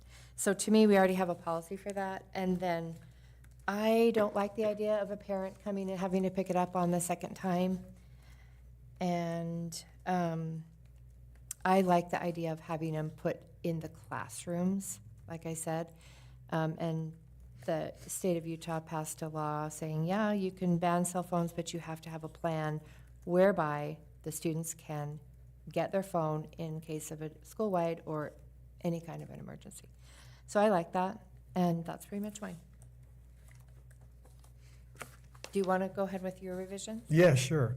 Okay. Well, my revision is all printed there for everybody to read, so Do you want to just take, I have something I'd like to read here. Oh, okay. Anyway, first of all, I wish to thank Tanya and all the members of the committee for all their hard work. In particular, Tanya spent many hours presenting the committee with invaluable information, and I learned very much from all her hard work and the contributions of time and input from all the members of the committee. I also wish to thank everyone who participated in the difficult work involved in writing the proposed policy. I appreciate the many years of experience and diligent effort from the committee that was required before this Board of Trustees could even reach this point where we could consider comments from our constituents, teachers, and principals which might modify an initial policy proposal. My suggested revisions to the proposed cell phone policy are included in the packet for everyone to read. I will briefly explain the reasons for my proposed changes to that policy by referring to some comments we received from our constituents, our teachers, and our 3 high school principals. All of these comments are included in the packet for this meeting's agenda. So specifically, agenda items here, I'm not going to talk about anybody's names, and of course, we're not going to engage in any dialogue. But I basically have about 6 categories of concern, and want to talk about the input we received on them. The first category would be teachers' comments regarding possible compromises to the learning environment. And the teacher said, I'm concerned about this sentence. When the use, quote, when the use of cameras or audio recording are authorized, students are required to obtain the individual's permission or the permission of the parent/guardian if the individual is a minor before taking pictures or recording audio, end quote. A teacher said this could unduly limit a teacher's ability to include group photos as part of an assignment. Occasionally, I have groups of students video themselves along with falling objects, toy cars on a track or such. These physical science students are using the videos to calculate speed or explain a scientific concept. This is a common type of project among many subjects. Are you really asking teachers to get parental permission for students to use videos as part of an assignment? And exactly for that reason, I've stricken that wording from my revision of the proposed policy. Second category would be safety concerns from our constituents. One constituent commented, unfortunately, living in the United States, we have to deal with many safety concerns, especially at Highland High School, where we have had to call parents many times because maintenance personnel found guns in the school. If teachers want students to not be on their phones, they can have students put their phones in a caddy before class. It is unfair for students who act responsibly to lose their rights because a percentage of other students are irresponsible. Students need to be in contact with their parents during school to arrange for getting a ride home, informing parents about plans after school, family emergencies, appointments, etc. Another constituent commented, in emergency situations, cell phones are an essential tool for students to contact their parents or guardians. Not, of course, during any lockdown or anything like that. Of course, if the phones are in a caddy, they're not going to do that, and they're not going to be tying up the system. But this commenter just said, just yesterday there was a telephone outage. The school communication systems remained unreliable. Instead of an outright ban, a balanced approach that allows for a responsible use of technology could foster a safer, more productive learning environment. Another constituent commented, it is not uncommon for the school district to have phone systems that are not working. Just yesterday we had issues. While concerns about mental health are valid, completely removing cell phones may not address the root causes of issues like anxiety or depression. Another constituent commented, most emergencies at school are called in by the learners with their cell phones. Another constituent commented, the draft procedure states parents/guardians, quote, should not expect to communicate with their children using personal electronic communication devices during the school day, end quote, and to, quote, contact the school's main office for urgent communications with their child. Any pertinent information will be communicated to their student as appropriate, end quote. The current language gives too much discretion to the school as far as what they deem pertinent and appropriate to communicate. So my response to that is, this topic is, this is why my revision only prohibits the use of cell phones and personal electronic devices during instructional periods unless explicitly authorized. Also, my revision provides that, in quote, in cases of emergency necessitating immediate access to electronic devices, the teacher may address them on a case-by-case basis, exercising discretion. This would allow anxious or depressed students to contact a parent at any time, even if it occurs during classroom instruction. But sometimes, students have a health issue. I think heard an incident of a girl who was having her first period, and she wanted to contact her parents. Went to the school office, wanted to contact them, and they said, well, you really don't have a reason why. Finally, she said, well, I'm sick. Her parent came to help her get a change of clothing, and then had to explain the whole issue. And it's just a lot easier if between classes or whatever, not just at lunchtime. Students can make requests to their parents and don't have to go through the school office, which is frequently quite busy. Third category, I only have about 6. Teacher and constituent comments regarding special needs for personal learning devices. One teacher commented, "It would seem that personal laptops are prohibited and students would no longer be allowed to use them in place of district-issued Chromebooks. I don't agree with this provision because the use of personal laptops is common at Highland High School. At least 20% of my students use a personal device in place of the district-issued Chromebooks." Another teacher commented, "As a teacher at Pocatello High School, I firmly enforce the no phone policy. However, as a senior government teacher, we have projects that require students to do research on legislation and bills that are on topics that are blocked on our Chromebooks. As much as I would like to remove phones completely, there needs to be language added to allow for teacher discretion when it comes to phone use." Another constituent commented, "I know of a student who experienced anxiety with certain subjects in history, primarily violence-related. This student was able to discuss the challenge with the teacher and worked out an arrangement to be able to turn on earbuds and listen to music to ease the anxiety. The student still did well in the class, but without this arrangement, might have had poor performance." So my response to this topic is, my revision states that teachers may permit the limited use of personal electronic devices strictly for educational purposes during class/instructional time, provided that clear guidelines are communicated to students.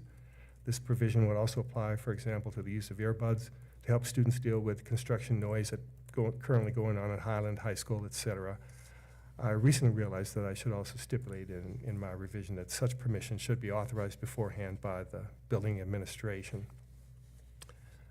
Fourth category, constituents' concerns regarding smartwatches.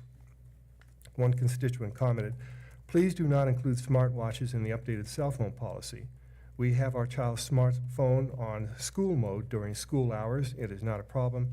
They are not the same as a cell phone." Another constituent commented, again in today's input, "Both my kids, grades 4 and 6, wear an Apple Watch to school and have been doing so for several years without a problem. The watches are automatically set to school mode during school hours. They are not a distraction. I think students should be allowed to wear Apple Watches to school." And my response is, this is why my revision excludes smartwatches from the prohibitions in the proposed policy. Fifth category, comments regarding enforcement problems.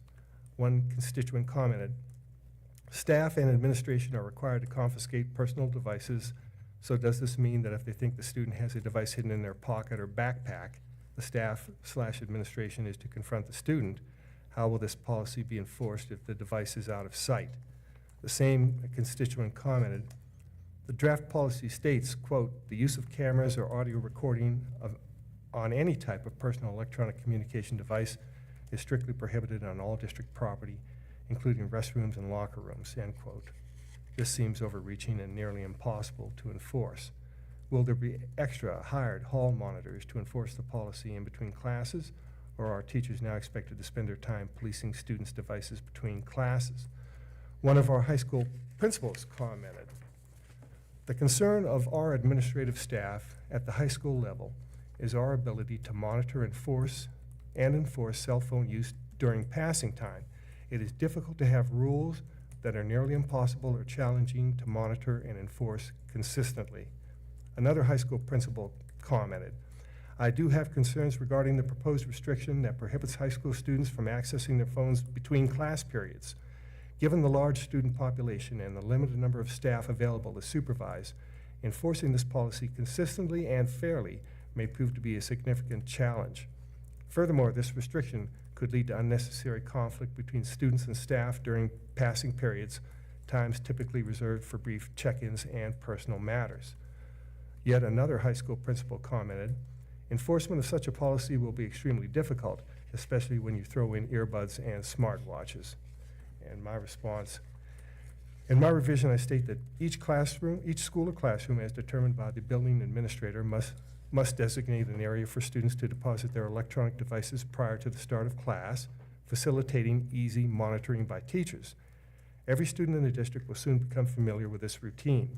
Therefore, if a personal electronic device has not been deposited in the designated storage area, it is an act of insubordination and will fall under the provisions of the standard discipline matrix. In my revision, the device is only confiscated after repeated violations or insubordination. Also, my revision limits communication between parents and students only during classroom instruction and does not require teachers to police cell phone usage outside of the classroom. Finally, as stated earlier, my revision does provide exemptions for smartwatches and earbuds, which would be allowed for noise abatement or educational use with teacher discretion and prior approval from the building administration. And my final category, comments regarding student communication needs not dealing with either safety or emergencies.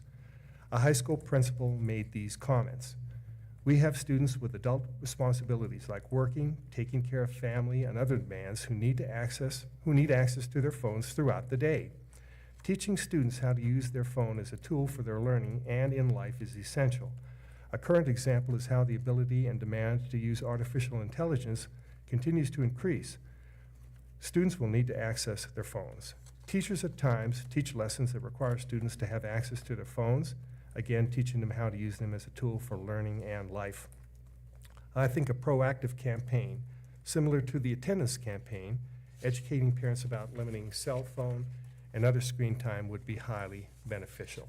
Okay, so we all have that comment. But and this is then- my last, I just had, I'm Oh, done. sorry. Okay, so my response to that, and this is my final response. The scientific research on these matters suggests a need to engage in a holistic approach, working with our community in order to educate our parents about limiting cell phone and other screen time use outside the classroom environment where our learners spend the vast majority of their time. Therefore, I agree completely that a proactive campaign to educate our parents is preferable to an overly restrictive policy which might cause problems for our learners and their parents. For this reason, I tried my best to insert revisions to the proposed policy which would accommodate all of these concerns. Thank you. So, should we just all, I mean, we kind of have to wrap up. Oh, yes. Did you have revisions that you wanted to? A the revision? policy? No, I didn't have a revision. I like the policy the way it is. Okay. All right, so any other revisions or any other, is there anything else that anybody wants in the policy that we haven't talked about? I guess the only other thing that I forgot to mention is that, oh no, I can't remember. I guess I would like them to be available between classes at high school. And then also, I do like the idea of, what Pocatello High School has been doing in Highland, of having them in the classroom at a designated location. I do like that. And then I do like the idea of teacher ability to have some input and get permission if it is education related. I know there was one more and I can't remember. But that's pretty much it. I think I already said everything else, so. Can I ask a question? Can't they get, if they've got their Chromebook, thank you. They got their Chromebooks, can't they get the same information on their Chromebook as they can on their cell phone? No. And so whether that's, a good thing or whether that's a bad thing, the answer is no. I do know that. They have access to the internet, but They do have access. capability, like we have it limited to what they have access to. But mostly they educational can get, purpose. if they're doing, I can understand limited their access to a lot of stuff, but mostly they could probably get the information they need for their education, don't they? Information, yeah, I think what, some of the things that they're talking about is apps that, like in the band room that we The spoke to. metronome. Yeah, and those apps, we can't on the Chromebook. They also, one of the biology teachers said that they use the cell phones to take pictures through the microscope, and that really facilitates Yeah, learning. That's an app. Yeah. And then they upload it to the shared scientific data website. And all, people from all over the world are sharing it to this, so that's kind of cool. That was one of the comments. So the Chromebook can take pictures, but not for the microscope. So can I just address kind of response to some of your comments that you made? couple comments were made about sound and needing to have earplugs. Boy, at the drugstore, we could have little cups of foam earphones or earplugs, if that truly was the need. I don't know that we need an expensive earplug allowance when there are earplugs available. Already we heard from Marianne, as well as many other people, that having devices stored in the classroom is not practical because then the school then becomes liable for those devices. In addition, it's not uncommon for kids to, I mean, it's already a known thing, they bring dummy phones and put dummy phones in those devices. So now we're back to teachers having to then still monitor within a classroom and now being responsible for these thousands of dollars of devices. You know, as far as teaching kids how to be in the real world, this is a prime example. There's not many places where you work that you have unfettered access to a cell phone. There are times and a place to have it. We are now teaching kids how to wean themselves off of something that is, riddled with distractions, as was mentioned. Frankly, I think it's going to be harder on parents than it will be on the kids. I've heard that many, many times, that it's the parents that want this unfettered access to talk about dentist appointments or schedules or reminders of things. I don't think it's our job to be the parents outside of the classroom either. I think there's lots of information that's available for parents to get the knowledge about the dangers of incessant cell phone use. You know, I think we have the ability to have control within the environment that we are responsible for those kids. And during that time, I mean, like I said, I would be as in favor to keep it bell to bell, but I can understand the need that maybe there are some things, family matters that was brought up by one of the principals, that can be handled during a lunchtime period. A parent can wait till noon to talk to their kid. Safety issues, we've already addressed that. I think, you know, because once by allowing it to happen between classrooms, we've essentially done nothing. We've not done anything different than what we're doing today, and I think it becomes even more difficult to monitor in the halls, because now kids, is it really going to get put away in time for the next class? Or the kid is already thinking about what they've got to do to the cell phone as soon as the bell rings, and then they've still got that idea of whatever they're focused on or distracted by as they go into a classroom. We had that comment as well. I mean, all of the comments that you've shared, Ray and Deanna, I've read them all, and I do hear it, but I think it goes against, by not creating the guardrails that this policy creates, we're doing nothing different. You know, I mean, I just think we're doing a disservice to our parents, doing a disservice to our teachers, and most importantly to these students, by not giving them real world limitations. This isn't a free-for-all. The world is not a free-for-all where you have just unlimited access to things. I mean, even the idea of these courtesy phones. Do we even have real phones? I guess we do have real phones. I mean, I guess I like the idea of being able to get access to their phone to go into the office if there truly is a sensitive topic. I don't think our kids are as unstable overall, that I don't think we make more lenient policies for the few that we can make exceptions for, or for these classes that require certain things. You know, we've talked about some of those exceptions that can be made. It's not meant to be hard and fast, but I think to already start out the gate with just a Band-Aid approach completely it completely makes this irrelevant. So I guess, what do you want to see in the policy? Because you mentioned possible. Well, could I answer some of these questions, please, Finish first? Deanna's comment first. Well, I would like to. Yeah. Okay. Well, I just wondered if what you were saying is, do you want them between classes, or do you not? I do not. Do not. Lunchtime, Okay. The way the policy is written Just with the way it lunchtime, is, okay. correct. Okay. Okay, and then as far as you mentioned, teachers might need them for this or that, so do you want exceptions for teachers, or do you not? Well, the exceptions for a particular use, so like the pictures in the biology. I mean, the other thing that makes that one difficult is not every child has the same high-tech cell phone. So we're now setting a disparity up. If this kid has the highest iPhone 50, whatever they are today, versus someone with a flip phone, How is that equitable? Yeah, well, of course, they could borrow Well, somebody let me- else's let- phone to let me take the just- photograph. Yeah, let me just answer that, just because I talked to a science teacher about that. The culture in honor science, which is where that is that they're working together. They don't care if like, So you know, whose if cell you're phone? using, you know, here, let me use your phone to do, that's, at least according to her, the disparity isn't an issue. It's, they're focused on the goal of the work, you know, and that's specifically that one that I'm talking about. But anyway, just so we're clear, did you want a change for teacher exception in the policy? I guess that's the one thing that's not in here, but if there was a very specific purpose, there could be an exception for, and it do would you have to want, be like, applied permission? for. Yeah. And So you Okay, do want and we could permission? work that, I think Mr. Knopf's, 'Cause I on think page 2, four of us under the said that- exceptions section that you wrote, Mhm. yeah, I think Does it that's include very that? well written.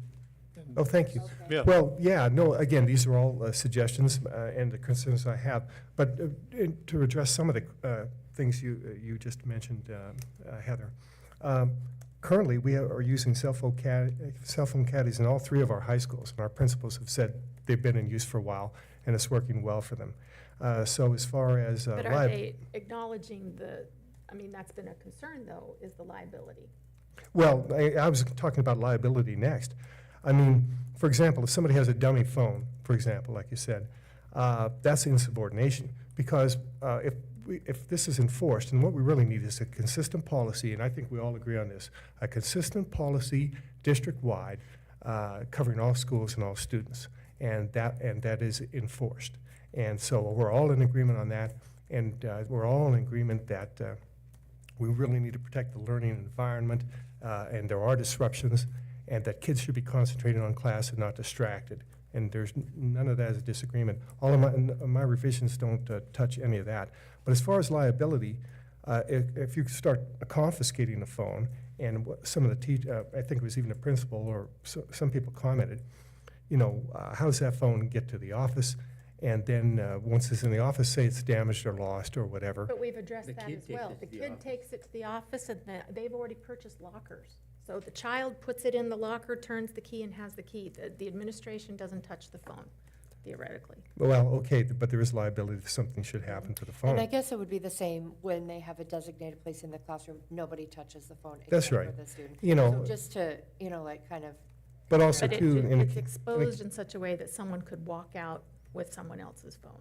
I mean, well, I it's guess not a surefire- Governor Little's executive order, he says that, you know, we're not held liable for loss of any property.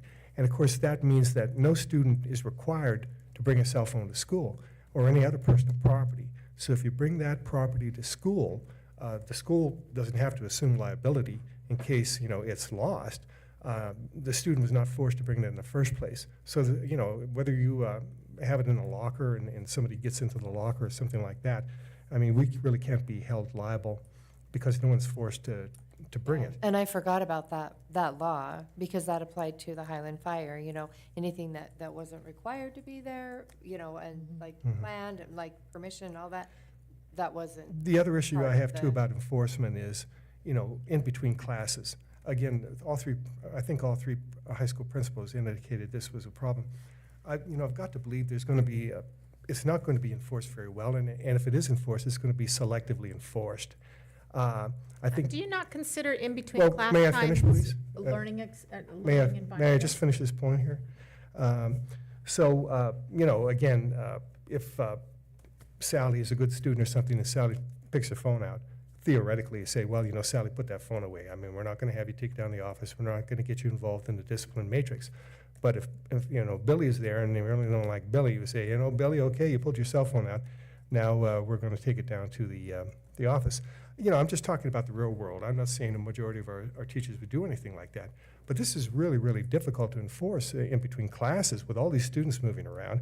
And if it's enforced at all, which I don't really think I think it would be really difficult, it's probably going to be selectively enforced.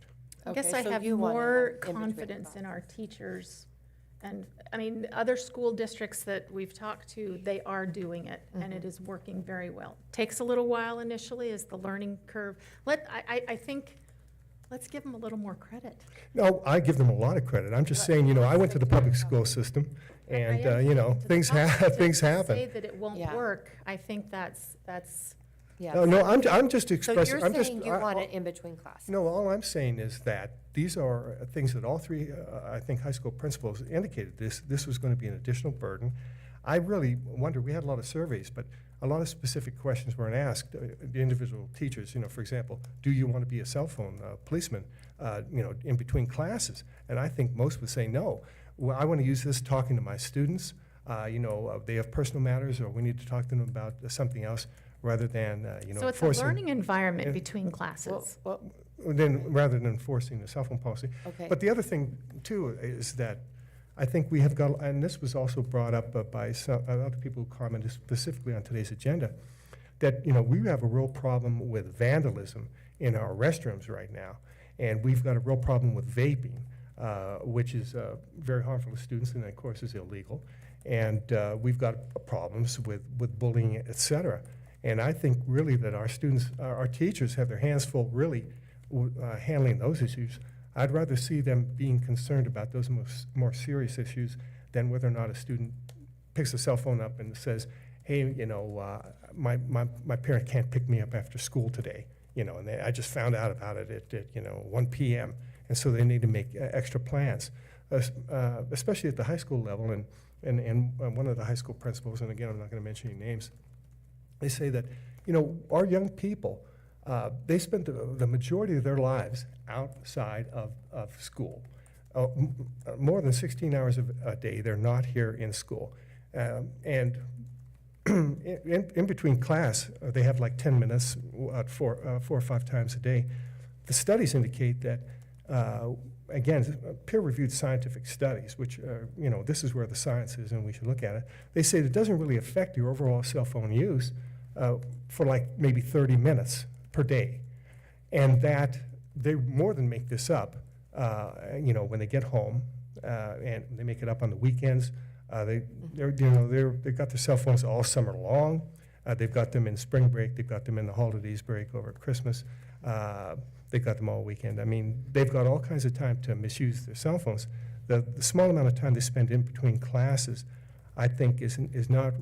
I think that all the parental concerns for parental rights and their right to communicate with their student, and all the different needs, especially of a young adult who has a job, et cetera, that takes precedence over that small amount of time in between class. You're actually making an argument for not having it between classes. It's such a small amount of time. just to the be- need to have an interruption or a distraction is minimal. So just to be clear, I just want to know what you are asking. You want it between classes at high school. What about middle school? I think, again, based upon the scientific research, that we should be just interested in not having classroom time disrupted. So you want it in both high school and middle school? I think at all grade levels it should be. I think Okay. the policy. What was- about elementary? I just want to be Yeah, clear, like including what elementary. each person I is saying. I think what we really need, and what I think everybody agrees, is we need a consistent policy that covers all students at all grade levels. So and what that- about And that middle is school? is I going mean to high be enforceable, and that will be enforced. And I think that, doing it in between classes causes an awful lot of problems. So just to be clear, in middle school and high school, you would like the policy to say that it is allowed between classes and lunchtime? Well, I would make, I said, I wouldn't make any references at all to restrictions outside of class. If you read my policy, Okay. it just talks about instructional periods. Okay, all right, I And just it- wanted to be clear. And what about elementary? That would, again, it would apply to all students, yeah. Now, but in elementary, are you wanting them to have access to cell phones at recess? Well, I don't really know if a lot of them have cell phones in the elementary school. Well, I just want to be clear, like what you're asking. I'm not saying it's right or wrong. I'm just asking. I what think you're that as saying. simple as we can keep the policy as possible, it's going to be a lot easier to enforce and to implement. But, a reference was also made to Jonathan Haidt, and I know this author very well. I respect him very much. He's in the vanguard of studies in moral psychology. He's a superb social scientist. And I agree with all the concerns he made about the detrimental effects of cell phone use, and we're all in agreement about that. But, you know, he's not an expert in education, and one of the things he said is we need more dangerous playgrounds.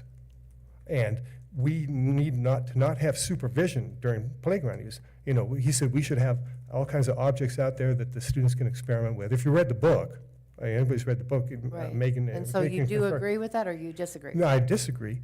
And so I'm saying, you know, he can make a lot of policies, recommendations regarding high school policies, but he's not an educator. That's not his area of experience. Most of the people, you know, who were in this room before, we all know much more about the logistics, the legal problems, and the other problems that are associated with the public school system, whereas Mr. Height does not. And he did not make reference to any of these very recent peer-reviewed scientific studies. Okay. And he, So- but even at that, he recommends a holistic approach, that we need the community to be involved. And that's what one of our principals said also. The education effort, as we roll this policy out, it ought not to be only about the reasons why we're having it,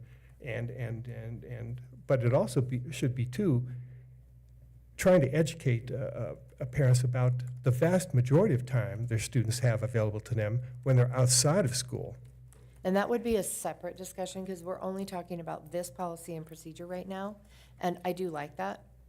Well, Well, it was, whether I like it or not, it's- specifically referenced in a comment into. So unless you are proposing to add it, I don't want to, I want to stick with what we have here on the policy and what you want to add or change. And so, just to be clear on the middle school and high school, you would like it between passing periods and lunchtime, middle school and high school. I'm not clear about elementary, though. Well, yeah, like I said, my revisions are online here for everybody to look at, and they can examine them. I just wanted to state, you know, why I made the revisions that I did. Okay, Yeah. all right. So I will say that I would like them available during passing period and lunch. And I also want I already said what I wanted. And and you don't want any changes, right, Heather?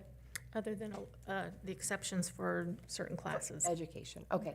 And then Megan, what was your, I think Did that you we already went say through between- everybody's. did you say revisions. between passing periods, were you specific on that one? No. And you want to keep it the same? No, the way I understood that Lancet article was that this was a start, this wasn't a huge, that in order for it to really improve their mental health, it would need to be carried through at home, which I think Ray was trying to point out. But to me, it still is a big start. It's a good starting point. And when we have high schools telling us we're seeing progress with the kids, we're seeing them be more communicative with each other, I'm hopeful that parents also start seeing that and gravitate that direction as well. But And so you want to keep it the way that it is, other than what I do, you 'cause I think said? it's a good starting point. Okay, other than the revisions you said about the courtesy phone, the Yeah, I did have one the question education on exception? the kid's smartwatch. Because when it is turned into school mode, it just looks like a dummy watch, right? My daughter has just like a walking fitness watch. It doesn't connect to anything, but so my question on that was if it is in school mode and it looks just like a dummy watch, it's not taken away at that point, right? I don't It is have- it's just telling them the time. They're not playing with it. That's not something we're gonna say, that's still a smartwatch, give it to me. That was my question on that one. I think it depends on what we determine that in the policy. So yes, if they feel like it's a watch, then no, they would not take that. Is that what the discussion was in the committee work as well? I don't think we got into that. In the committee work, we talked about smartwatches being a distraction because it's a way to communicate. And so that's why we took that away. But if But it's they're actually- turned off, is what that dummy mode is, then no, that would not be taken away. Then it wasn't specifically said, so I guess we probably need to be specific about, okay, what do you want to do about watches? Well, like I said, I excluded them completely. Okay, But I would say exclude if they were allowed, we should make the provision that they would be turned off during class. Okay, And that if in fact they are on, they become a disruption, then that would go into the regular Okay, so discipline you- matrix or. so you want them allowed but powered off? Well, I would like them to be excluded, quite frankly, because I think, if it is a Allow. problem that can be addressed with the individual student, you can talk to the parent, and then that can be resolved. Okay, so I don't think it needs to excluded. be Okay, in. I would like them to be allowed, but powered off so they're not distraction. Anything, you want that too? What would you like, Heather? I'd be fine with that. Okay, all right, and so that's the watches. Anything else that you wanted to say, Jim? Well, I just comment about, and I can't remember where we heard this or read it, I can't, but we talked about, or it was brought up about the fact that if we allow the kids to have their phones on between classes, that it's actually a distraction before they're out of class, and it's a distraction for a certain amount of time during the first part of their class, so that and I really don't know that we want to have that policy that they can be on during Okay. between their classes. Okay, I so you think, don't want it between, I don't want it okay. between, no. okay, so, all And right. and if the smartwatches were turned off, it'd be just like the cell phones, they're turned off in the backpack. If it's on their wrist and it's turned off, and it's just a watch, and they can tell what time it is, then that's. Okay, so I think we're all clear on the cell phone between classes and all that, and what about earbuds? Do we need to be more clear on where everybody is with the earbuds? Well, I guess just in relation to the standard foam earplugs, they're not really very effective. My point was there is that with special situations like that, the last thing we want to do is adversely affect the learning environment, and that's why we're all in agreement that we don't want cell phones on during class time. But there are times when, again, and many teachers have said this, not just in today's agenda, but in other meetings, that these cell phones are very, very useful for some of the science, biology, even legal studies, or et cetera. So what I wanted is that we want to make a provision there that at the teacher's discretion, and that also with the administration approval, the teacher would say, hey, look, I need to use these cell phones to take photographs from a microscope, or Okay. we need to use them for physics. Okay, so or whatever. I think we already talked about that one. I Well, was just talking about No, I just want to clarify that they would talk to the building administrator, and only with his approval that those cell her. phones, or his or her, yeah. Right? Well, Would- okay, and then I'm have the old-fashioned, that's approval. we always use the male pronoun. With their approval, that administrator would say, okay, you can use And these so cell are you phones for that saying- educational purpose. Are you saying okay, so that's back to the education permission for educator. I'm talking about earbuds. Well, again, like I say, I've got some hearing damage, and I've used those regular earplugs, and they're not very effective. I So think do you that, want to there are have those self-canceling excluded? headphones and earphones that really, really do block out the noise. So you do want them allowed? I would say, again, this is a special instance. For example, now, we have construction going on at Highland High School, and there's an awful lot of noise, and it's very disruptive. And this would be a special situation where, if somebody had some earphones and they were noise canceling, and it helped them and they weren't distracted, they could take it to the building administrator, and then he could decide on that individual case whether or not it could So be used. you don't want it excluded? You want special permission for earbuds? For any special personal Okay, electronic I equipment. want earbuds excluded, and so what would you say about earbuds? I think excluded as in Excluded allowed? out of as allowed, like Oh. not part of this policy as far as What good banned. is an earbud if they don't have their phone? It doesn't do anything doesn't but do block the anything. light. but So block then I the would noise. say we could Costco size earplugs They have in those the at Highland office. already. Right. They have I those. say earbuds should not, because there's no reason to have them if So their you phones aren't don't want, you want them to be not allowed? not allowed, Okay, correct? and Megan, what about you?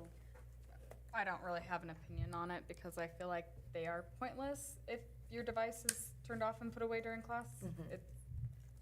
And so I don't even know if it would block any of the sound if you're wearing it. It with your does. phone. I use them to block sound. I don't even have any sound going through them.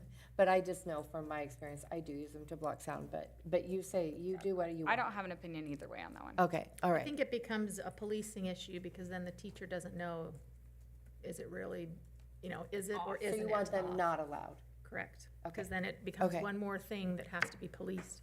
All right, Renee, they're is on or that not. clear? Jim, where were you on that? Well, I think I agree. I mean, and how would, like you say, it's a policing issue. And I'm sure that there's earbuds that can talk to the phone, and if the phone happens to be on in the backpack because they didn't turn it off, you know, how would you know? And I agree. that So you want them not allowed? not- Okay. Madam Chair, if I could, I'd like to get clarification from Ms. Johnson as we prepare for a second reading. And we've had kind of mixed thoughts in regard to multiple elements of this. Yep. How do you foresee this looking for next week's board meeting? 3 versions of the policy is what I'm envisioning. One that is a little bit more restrictive, one that has an exception for academic, an Courtesy exception phones. for earbuds, an exception for smartwatches, and then raise revisions. And then one Those is- are So on the earbuds, I had 3 against and 2 for it. right. So I think that But the rather than watches were trying to- pretty much random. I want them to stay. I think Yeah, because it yeah. was We pretty had, well, mixed. we also had 3 on the courtesy phone too, but Yeah. I mean, I don't know how everybody else feels about having 3 different versions, and then you just choose the one you want to vote I for, think it's or if fine. you just. So the one thing That's we how you haven't talked about analyzed though it. are the offenses, because I know we've had, or how the offenses are handled. I know there's been some difference of opinions there. We Enforcement. need enforcement, the right? Discipline. policy. Right, and so We then need to I talk did, about I did those submit a revised policy as well. I don't know, I don't think anyone else did. Yeah, well, as far as the procedure. Procedure, We're not rather, talking about, procedure. Was that not we're part of- talking about that's the. procedure? The procedure is separate from the policy.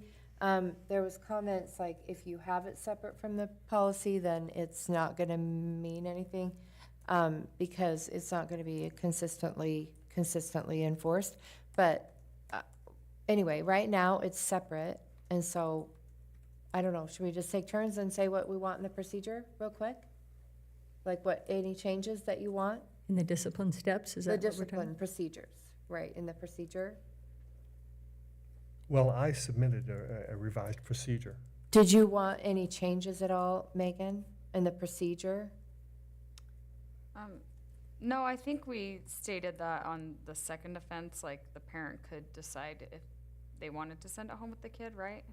Right, they So, could, give okay, parent- yeah, yeah, that's what I so- thought so that too. the parent didn't have to come in. The third offense is when the parent came Yeah. in. Yeah. Okay, I think we talked about, I remember talking about that too. so we wanted to have it changed, to, instead of the parent having to come and retrieve the phone on the second, it would be the third. Okay. That's what Megan and Heather wanted? Correct. Is that your only changes to the procedure? For you guys? Okay. I have to think about it a little bit, but I think that's. Well, not like I said, bad. I did submit a revised So did you, so procedure, tell us so- what yours is. Well, Well, it's all printed, there's no need to go over it. It's Okay. printed there, and, you know, I think, you know, one of the things the scientific study said is that you really want to avoid having students get involved in the discipline matrix, and that in itself is very detrimental to student health. And so to the degree that you create new avenues for students to be disciplined, that is harmful to their mental health right there. And so I have a little more lenient procedure as far as confiscation, et cetera. But I mean, can that we just, just print that as a second option, Renee? You know, just as another option to have? I would think that this, The for second one would procedure probably needs to be more board direction here, because the procedure is an administrative function. And next. It's not a board function. Right, and next And so that's Tuesday why is it doesn't only gonna be matter. board policy, but if you provide direction about, you know, how you want that discipline matrix applied, then that can be taken into consideration. Right, in because the- we're not even determining if the procedure passes or not, because that's not what the board does. The board does policy, and the administration does procedure. I guess the only one I haven't heard from is Jim on the procedure. I'm okay with the phrase, the way it was written. Okay. I think, you know, I think kids should be held accountable if they're not doing what they're supposed to, they should be held accountable. And, you know, I mean, sometimes if it has to go to their parents and the parents have to make them accountable, then so be it. Okay, so do you like what Megan and Heather were saying as far as like those offenses, or do not want to specify? Those are what? What Megan and Heather said, that you move it from, so the first offense, not really clear about that, but the second offense, it goes to the office and it's in the locker, and the third offense is when the parent has to come and pick it up. Is that the way Is it's that what currently you written? wanted as well? I'm fine with that. That's slightly different. Is that how it's currently written, or is this more No, lenient? that's a change. They're making it more lenient? Yeah, Yeah, then I would be in favor of the more lenient procedure that Megan and Yeah. Heather Okay. advocated. Yeah, how it's written is second offense, so first offense, the student can retrieve it at the end of the day. Correct. Second offense, the parent had to come and retrieve it. We're suggesting the parent can give verbal permission to allow the student Okay, to good. get. Yeah, I would Be agree. a but decision. the parent would still be. The parent is still contacted. notified, right? Right. But then the third offense, the parent has to come get it. So Right, there can be a conversation. okay. And can I ask a clarifying question on that? When it says like the parents are notified and it's documented at Infinite Campus, is that how they're notified, is through Infinite Campus? No. Or is it always a phone call? Both. Is that for the first offense, is that a burden on the school? No, actually, that is They're good with it? probably good practice, Okay. because if you get to the second offense and you had no idea that they even had a first offense, communication's pretty important. So the other thing is that, Anytime we write it up, we want to let the parents know. so the other thing is that changes from school to school in the attendance policy. Is it like saved for like semester after semester? Or is it new every semester? Like, it I doesn't go back to think it zero? was Or like if the No, very it's first stated that it day, starts they get a anew warning and every it year, carries all correct? the way Every year. through? Yeah, It starts from scratch every year, that's what. Every it's written. year or every trimester? every Every year. year. I would rather have it start fresh every trimester. In the committee, I think they had determined, so it's up to you. I would rather have it be trimester, just for the record. And so you have a warning, like you have a whole trimester. And so, anyway, that's what I would rather have. So, Anybody else? anybody else How want are to other things change handled it? that way? I mean, are other discipline issues insubordination, Attendance is that a is cumulative, semester? so, It's cumulative? no, It's so per like if you got a truancy 1 in the whole years of middle school, you don't get another truancy 1 unless it's a special circumstance of, And that's different than the high school. High schools is by trimester. no, it's not supposed to be. It's by the whole high school. I guess there's just different ways that it's Mhm. handled. Okay. So, So they get like, 14 absences a year. That's tracked all year, right? Is what you're saying. Like, it's not like Correct. you get 6 this try, 6 this try, 6 this try. It's just You do. At high school, you get 6, 6, and 6. So if you get to 6, you get the warning letter, communication, hey, you're getting up on your attendance. 7, you still go through all that. Does that make sense? But once it gets to a truancy, so in other words, they get to that number 8, then you don't go back to truancy 1 if you've already had that. You go to truancy 2 because now it's repetitive. And so now we have some concerns. We've already went through that first trimester. Now So- in second trimester, and you've done it again, we're going to do the next steps. so it's sort of both things, because your absences still go start all through. over again. Absolutely. Your truancies don't start all over again. Okay. No. So like, Yes to me, and I think the warning should start all over Elementary is again. different, Megan. That's like a lot. Elementary's the whole year.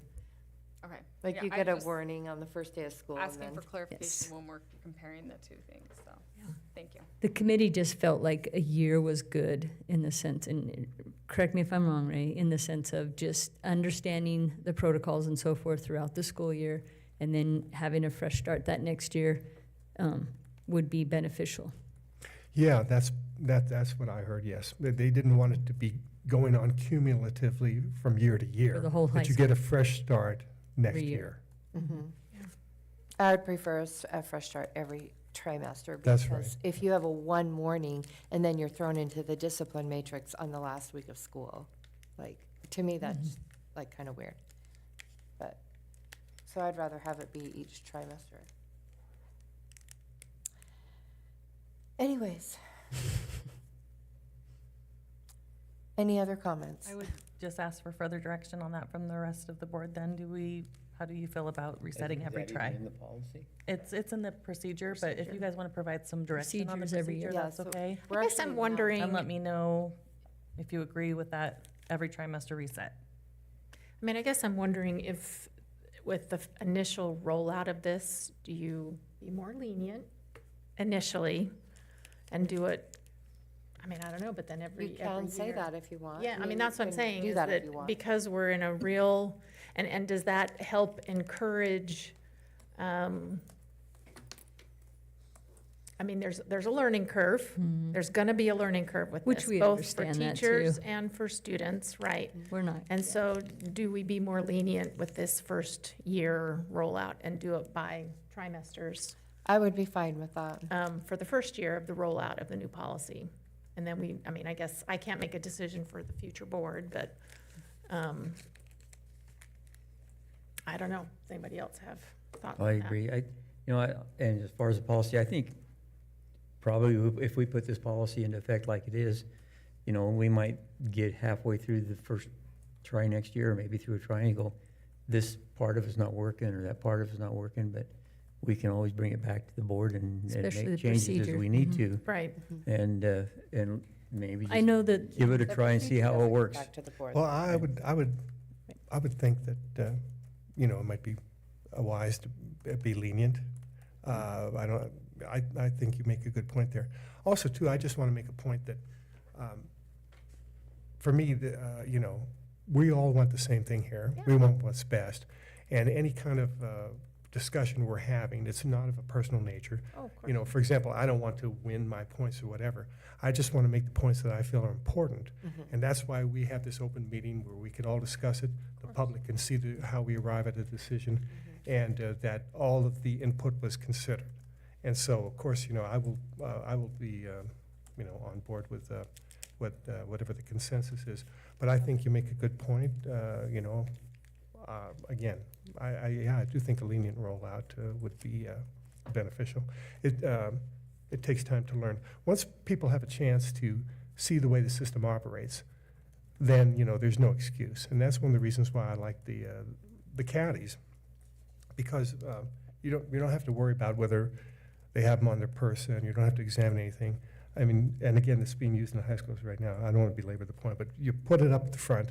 If somebody has one in their pocket, I mean, they know they were supposed to put it up front. And so that's a clear case of insubordination, and it's very easy to rule on.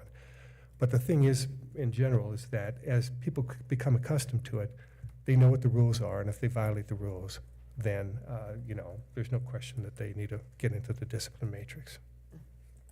Okay, Renee, do you need any more clarification on anything? Or do you have something to go on? I would just, the one clarification that I would like on the procedure is if we're going to do trimester or reset every year. Because other than that, I think everybody is kind of in agreement, so that would, specific language. Yeah, 3 people said the trimester. If I I'm heard happy it with the correctly. trimester. Okay. I'm okay with the trimester Okay. in effect with the leniency, That's- at least at the start, yes. That's all the clarification I would need on procedure. Okay. Anything else? A funny thought I had is, there's no reason why there still can't be caddies in the room if a student doesn't trust himself. I mean, I don't know. It's just, Yeah, because some teachers actually don't want the policy if they can have it, but it's powered off. They just want it in the caddy. I mean, some teachers will actually Yeah. specifically yeah, I would say say there's no reason. because they then still- there's the sneaking and there's all that kind of stuff. Well, like I say, as far as liability is concerned, right now, the caddies are being used in all 3 of our high schools. And they are being They are. used at West Ada. And the governor has said we're not legally responsible because nobody's forced to bring a cell phone to school. Right. They have to assume an element of risk there. So I think it makes it actually easier to implement with the caddies, and that's why I wrote it into the policy. And we're already doing it. And, if somebody's hiding one, man, that's insubordination, boom. Right off the bat, you take it and they go into that regular discipline matrix. But it can prevent a whole lot of other problems by having the caddies, and that's why I like them. But, and Renee, you have that as one of the options for our next Yeah, if that's what you guys want to do, I'll put different versions. Well, And if you they guys don't can want look it, at and yeah, consider. yeah, what Could it different put becomes a- caddy or Yeah, Then it 'cause becomes I a do like temptation it. to look at it as they go from class to class, so maybe not. Well, they have it with them And if they get caught, anyways, they're in this boat. whether it's put in the caddy or whether it's not. I mean, I guess we don't have to have it in the caddy if they can't look at it between classes anyway. Right. It might- Jim made an excellent point over here. We just had a side discussion. He said, you know, if they don't want to bring it in the class, they can leave it in their locker or whatever. And so that's the whole point. Nobody has to bring it into class. Well, and most of them bring a backpack anyway, they can leave it in their backpack, Right. right? Yep. I mean, isn't that what it says? They can Yeah, that's- leave it in That's the their way it is written now. Yeah, So, okay, as long as it's often in their backpack, they don't need to put it in a caddy. so, Okay, we'll create 3 different policies and then bring it to you. okay. All right. Okay, Thank you. Is there anything else that we need, or are we finished? No, we got. Okay, that concludes this meeting. I hear. No, we got a lot else to do. Please. 5 more things. Can we do this next time? Okay, Sue Pettit will present revised policy and procedure 8705. Nope, we got fee increases. Jonathan, it was a very small sentence there. I totally skipped it. I'm easy to forget. Thanks for, yeah. Fee increases for 2025, 2026. Sounds good. Thank you, board members. Again, it's this time of year that we look at some of our fees. Again, by statute, if it's above 5%, we have to disclose it in the paper for 2 weeks and have a hearing on that. Sometimes we do that for some fees that are below 5%, just for transparency and so forth. And you'll see that's what we're doing for our school lunch. Again, there's a couple, 3 documents there. The first is a memo, is the one I have pulled up. It's very similar to the notice that was shown in the paper. Again, we're proposing that the lunch for elementary, secondary, and adult lunch increase 15 cents. And you can see the previous rate of, and the proposed rate there, showing that 15% increase. Again, elementary going from 310 to 325. And that's just passing on the cost? Correct, that was for increase, so the minimum is 10, just for, so you know, but we, milk has gone up, and so we thought, okay, 15 cents is still small enough that I think these are affordable meal prices, but yet it does help cover those costs there. Again, part of this is to balance those the free and reduced students that partake of lunch versus the paid in full. And we can't, and that's where that minimum comes in, because the free and reduced folks cannot Subsidize. thank you, subsidize the full paid learners. Okay. So again, this is just first reading, just for more information. We can talk and change direction there, but there's that. We should reverse those and do rentals fees first. Okay, let's skip to that last one and for some rental fees. So, and that's, we've and put in there a multi-color document there for you, showing some rental fee increases in almost several facilities. We're proposing an increase there. Just because, again, in the policy, it states that we have to cover our costs. Again, these aren't to make money, but they're to cover more adequately the lighting, the maintenance, the heat, the AC, the wear and tear on the facilities. So you can see the existing in the black font and the proposed in the red font. You'll see that a couple different items were also added. For example, PV Tech, now that that's done, we have those there. Scoreboards are becoming more and more, to be able to operate and rent there. So that's kind of Is the PV Tech Gallery, so you don't have their cafeteria on there, or if somebody wanted to use that for, It's not ready yet. oh, And you can't use cafeteria for outside groups. That's the the Safe Serve policy. Oh, You even can't if rent a Kitchens, cafeteria. sure. Okay. The other, Cater though, right? Yes. we could cater, correct, and probably use that cafeteria, it's just that we don't have a door between the kitchen and the cafeteria. so the gallery then is just the big. Just the open big area, spot. correct. The only one I had a question on Yes. was facility tours for class reunions. Yes, that's, yes, so Where's that? it's, right above PV Tech. We still have to pay a custodian Yes, to open and come and clean and be there while there's tours going on. And so this applies to everyone, even like if the chamber wants to use it, if like anybody wants to use it, this is just the same fee schedule for anybody that wants, we can't host someone for free? Is There's- that right? Or so, is so there again, a the two difference? columns, Is there a difference? the two columns there is on the left-hand side, again, would be Oh, kind of a I see. nonprofit, you know, 501c3, even though they definitely can make some money, obviously to cover their overhead, and it gives a list of different agencies there. On the right-hand column, those are the ones that definitely come in to use our facilities to help, you know, I see. make their business or themselves some Because money. the prices look about the same, Yeah. like just at first glance anyway. Can you clarify though something, Sue? I mean, I thought the custodian was in addition to the rental. Not usually. So it actually. Oh, is it now? So it Okay. actually Sorry. is. Yes, it is. Yep. 'Cause I just No, filled you're one of good. these Yep, out. yep, so it is there. A lot of the facility tour also is the yeah. person that actually, the reunion tour, facility tour, is the person actually giving the tour.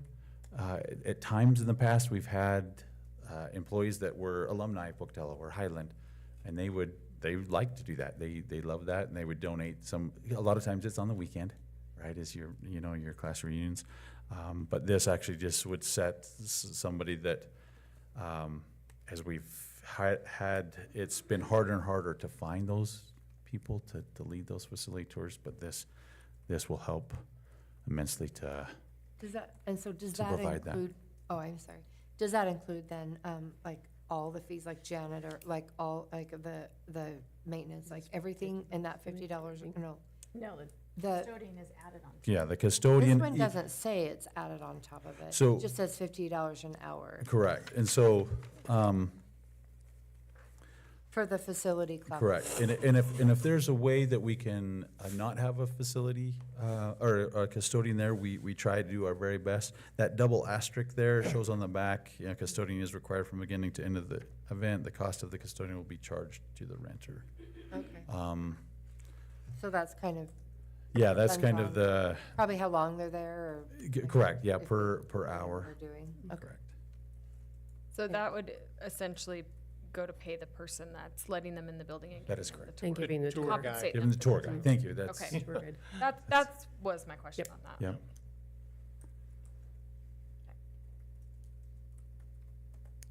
So again, you can, this is first reading, So we don't have any action.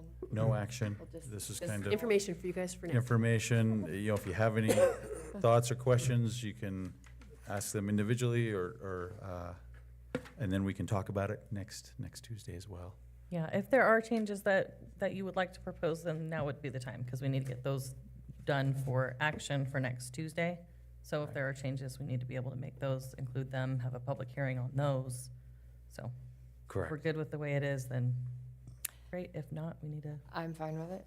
I'm fine with it. All right. So, and then I'll introduce and then turn it over to, I won't leave you until You're you're, good. until we're done talking fees. But then Sue will, a part of that list is the orchestra participation fee, and to clarify, it's the competitive, Travel. the travel. And that's, and anyway, Sue will explain that. So a while ago, we took fees away except for our co-curricular classes, except travel, and orchestra is traveling more and more and more. And so they are the only music group that don't pay participation fee, and it's coming out of everybody else's budget. So we'd like to add orchestra back in to help pay for their travel. So we'd made some changes to policy 8705, couple of wording things at the bottom, and then it needed to be also changed in the procedure. And this is the same fee, the 105 is what the other groups pay? Correct. Yep. Yeah, the same for all. Same for all the music. All, so- well, And there is a sports. discount. and everything. And there is a Co-curricular. discount if you do like 2 or 3, right? Absolutely. Yep. What, But since this is a yearly one, they would only pay it once for the. right, but I mean, if they're in orchestra, track, and wrestling, So or it's whatever. 105, then 90, then 75 from there. Oh, yes, yeah. So the only thing that I will throw out is that typically your orchestra musician spends a heck of a lot of time or not time, but, well, yes, time, but a lot more in private lessons and money. And so the cost to be in an orchestra versus band where you got your lesson right there, I don't know. I'm just gonna throw that out. And then the second comment I had, and I know I think we're gonna ask Amy White about this, but now that we have these new voucher, and how many of these students are not school district students that participate in these activities? And there's a few that aren't, but then they would be charged that participation fee. So not a different fee for those that are not school district students? It depends on what other education situation they're in. If they are a dual enrolled, so they're taking 3 classes from one and 2 classes from us, we get ADA funding for those. If it's a homeschool student, then they aren't getting ADA anywhere, and we can collect if they take so many classes with us. Right, but what I'm saying, so if you've got the private school student or the homeschool student that now wants to take orchestra, and so they're not part of the district's units, and now that they have this voucher money now available, has that been discussed as to hasn't whether been, you but we could. charged a different So, fee? actually, I Can you did- leave, Charter schools, it would be or the same charter with charter school schools. student, I mean, I don't know if that's. So been if it's a researched. charter school and they're only taking 1 class, we charge the charter school for that class, Okay, and they pay us for that class. okay, I didn't know that. For extracurricular, we did look into this and consulted Amy White. And it runs the gamut across the state, as you can imagine, how it's implemented. But her advice to us was to just charge the same fee, to not increase it, That's- even though they do not count as part of our Right. attendance and our allocations and appropriations. I guess I'm Yeah, thinking of I it in like 2 that. different ways, in that they're not part of our unit reimbursement from the state, but now there is additional funding that they could Receive. use. Yes. And so, I like your line of thinking, but I think Business to Yeah. keep us out of As hot of right water now. would keep it the same For the moment. the same. Okay. And again, that but there's no legal reason we couldn't Couldn't, Charge them potentially above and charge them beyond. more, because they're Amy was not. of So the Amy is opinion saying yes, that is, Amy's opinion was that we not. Yeah. that we not do that yet. that it's the same amount. Uh-huh. And again, she said that she's aware of districts across the state that do that, and everything is legal until it's challenged. And really, the wording, the And way the it costs money statute to is get written, challenged. again, I went through it with her point by point, subsection, and Yeah. there were 6 of them in there, or 8, Okay. and back and forth. And she assured me that the safest way to go Sure, is to not charge an additional fee for home Yet. schools. for now, Right. Until perhaps the legislature changes it. right. Yeah. Okay, thank you. Just one question on Absolutely. orchestra, piggybacking off of Heather's. Previously, like they go on these trips, do they pay like a field trip fee at all? No. Or it 100% came out of what choir 100%. spent, what basketball had, whatever, Comes out of student funds? activity funds. Okay. So for like when choir goes on stuff, It comes out of those activity fees. I was gonna say, I pay. I was gonna say. When I they thought go, I no, paid- when they go to their spring trip, that's different. But You're just talking about to a school. festivals, Oh, any gem prep or gem state, that's all paid from, within the school day, during school hours, that's all during school hours. or if it's, like I said, gem state is an overnight usually, that's paid for out of activity, out of participation fees here from the district fees. They don't pay their own hotel. Nope. Interesting. Unless We'll- it's wrestling or something. And we will, then- and again, we're starting a budget season, and we'll probably talk a little bit about that. Mm-hmm. Again, some of our supplemental levy covers that, you know, Mhm. obviously the 100 doesn't cover travel, But, yeah, Mhm. right. not very much at all. Participation But piece. then, I mean, it's a big part of our budget, and it's a very important part of, you know, a learner's education and Yeah, I would experience want as a that high school. experience for them. And part of it, and And everybody, it was on the ballot as part of our levy as well. yeah. And we do everybody have can't funds pay. for those that, if they need help. Scholarship. Scholarship, that's the word I was looking for. At the school level, they do. Yes. Correct. Yes. Okay, Yes. thank you. Yep. I was like, It's not really. money, yes. I mean, for us, we gotta It's pay not for the really charter bus, advertised, but- whether there's 30 or, 29. you know, 15 on there. Thank you. Okay, graduation requirements. This is to policy 8203, and it is to address the new things that the legislature put into graduation. So it will include a civics test, and we had it at one time that they could do their civics proficiency through their classes they took. The legislation has changed that now. It's no longer an or, it is an and, so they have to take the civics test also. And then also, they added a digital literacy class. And so all of our students starting at this year's 9th grade need to have a digital literacy class prior to graduation. So that's what that graduation policy has been addended. And this replaced the speech requirement? No, it did Oh, not so replace. it did It not. added Okay. another, so instead of 46 required credits from the state, is now 47. Okay. So we're gonna have a whole curriculum advisory committee on this because it's a brand-new curriculum. Actually, the state is writing Oh, that curriculum okay. and will be giving it to us. Oh. So. And then the policy for, There's speech. 8204 is the early graduation policy. We have a lot of things added in there that aren't required by law, and so we did remove several things.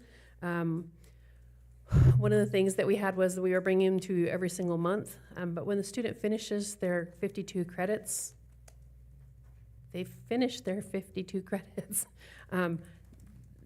We It's can't basically require they're that they not- stay on and stay in school and do more credits. They've finished them. So what we're going to do now is bring you an annual report of these are the students that graduated or that finished their credits in first try, finished their credits in second try. So we're no longer approving graduation requests. Correct. Okay. Okay, and it also changes the procedure to go with that. Okay, and Great idea. I have lost the one sheet I printed, so I had it. Do you want a 3-second break? Nope, there it is. What does it say? Updates to online high school program. Amy, are you here? You want to come? Okay. So a reminder that this is a pilot year for us for this year. And right now, we are going to be having 60 students per high school that could participate in our online program. And then we had questions about special ed students. So what we were advised is whatever the percentage of special ed students is in our in our brick and mortar school, that we could limit it to for our online high school too. Right now, our counselors and our admin are looking at students that have either left for online high school credits and see if we can get them to come back, or if they're talking seriously about going to. So we're working on targeting some of those students to see if we can get our enrollment to come back up again. Courses right now are being designed by our teachers so that they are the same rigor as our in-person classes. And we have an outline for them. This is the things that need to be included in your online program. They are designed to be asynchronous programs, so students could work on them anytime during the day. But teachers will have office hours, specific times of day, so if they need help, they can call in or they can Google Meet in and get some help from teachers that way. Courses will run on 6-week blocks, and students will take 2 or 3 classes depending on which block it is, so that they can stay on track to graduate on time. And the courses that we are doing right now are they're not basic, but they are the general ed courses. They're not advanced courses. They're not dual credit courses. They are strictly just. But they're not remediation. They're not remediation Okay, no, that's- they are not remediation courses. They are just the general ed courses. So if kids want to take AP English, they're going to have to come into school for this year. We need a soft start for this. This is a huge undertaking for all of us. So we're trying to get it off the ground while we're still trying to find the metal to build the plane. Each one of those 6-week classes is 1 credit? Is 1 credit, yep. So instead of taking 12 weeks to do English 9A, it will take 6 weeks. And they'll only have 2 classes because the amount of time they're gonna have to spend. That also gives us some opportunity that if we have students that start and they aren't being successful online, we can pop them back, not into brick and mortar classes, but we can say for the next 6 weeks, you're gonna come into the school and do your online class in school so that we can keep an eye and get you doing some better habits. Right. And then, so that they don't get a full trimester behind on credits. So are these kids considered enrolled? Yep, they are enrolled at Highland High School Or attendant? in the online program. Yep, Okay. they should are. And how would that work with PV Tech? So we're not They gonna have to let, be in person this is there. going to be, if you're online for this, at least the first trimester, you are fully online. We're not going to have half on PV Tech or half in person, half online. So PV Or Tech the is. PV Tech courses is are not- online. PV Tech No, is yeah, I understand that, but do they have the option of going to class at not, PV Tech? not for this, at least the first trimester. And we're gonna have to reevaluate it then. Right now, we have overwhelmed our counselors, our registrars, and our teachers, and our master schedule with all of this. So we can't throw a half online, half in person, Or what about someone who's the overachiever, early graduation? or early graduation. We Well, need to, Not yet. this needs to be a soft start, so that we can be successful at it. If we throw all of that at us right now, it will implode.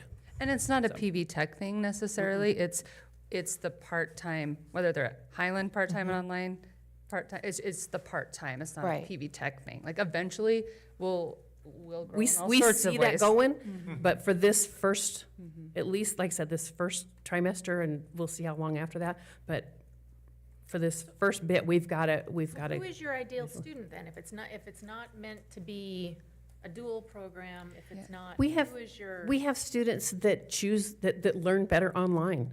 We have students that have high anxiety, that can't be in large groups of people. We've got kids, it And if could, they're part-time, will they graduate if someone were to do this? No, they won't be part-time. they won't be part-time. Oh, you said, I heard part. So no, they won't be part-time.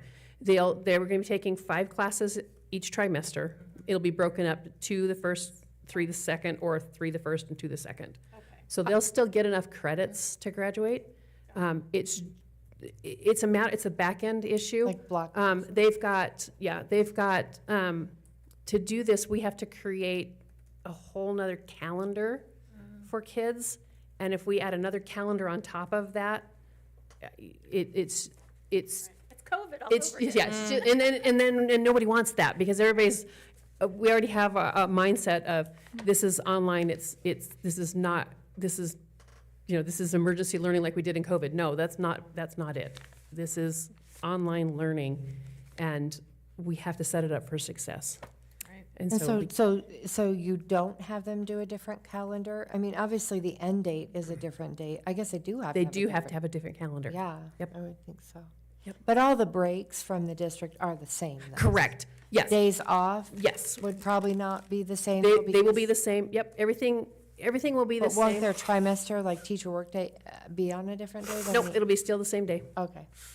So the teachers, though, are doing both the online as well as some in-person classes. So normally our high school teachers teach 4 in-person classes. We have a math teacher, an English teacher, a science teacher, a social studies teacher, and an elective teacher that will all teach 3 in person, Okay, so and it's then not an have additional- 1 office hour time. Okay. Because the classes are being designed, so if I'm an excellent 10th grade math teacher, I can sign up to say, I'm gonna design 10th grade math A. I will design it, we're paying them to do that, so essentially we're buying it from them. And then anybody that's teaching 10th grade math A can use that course.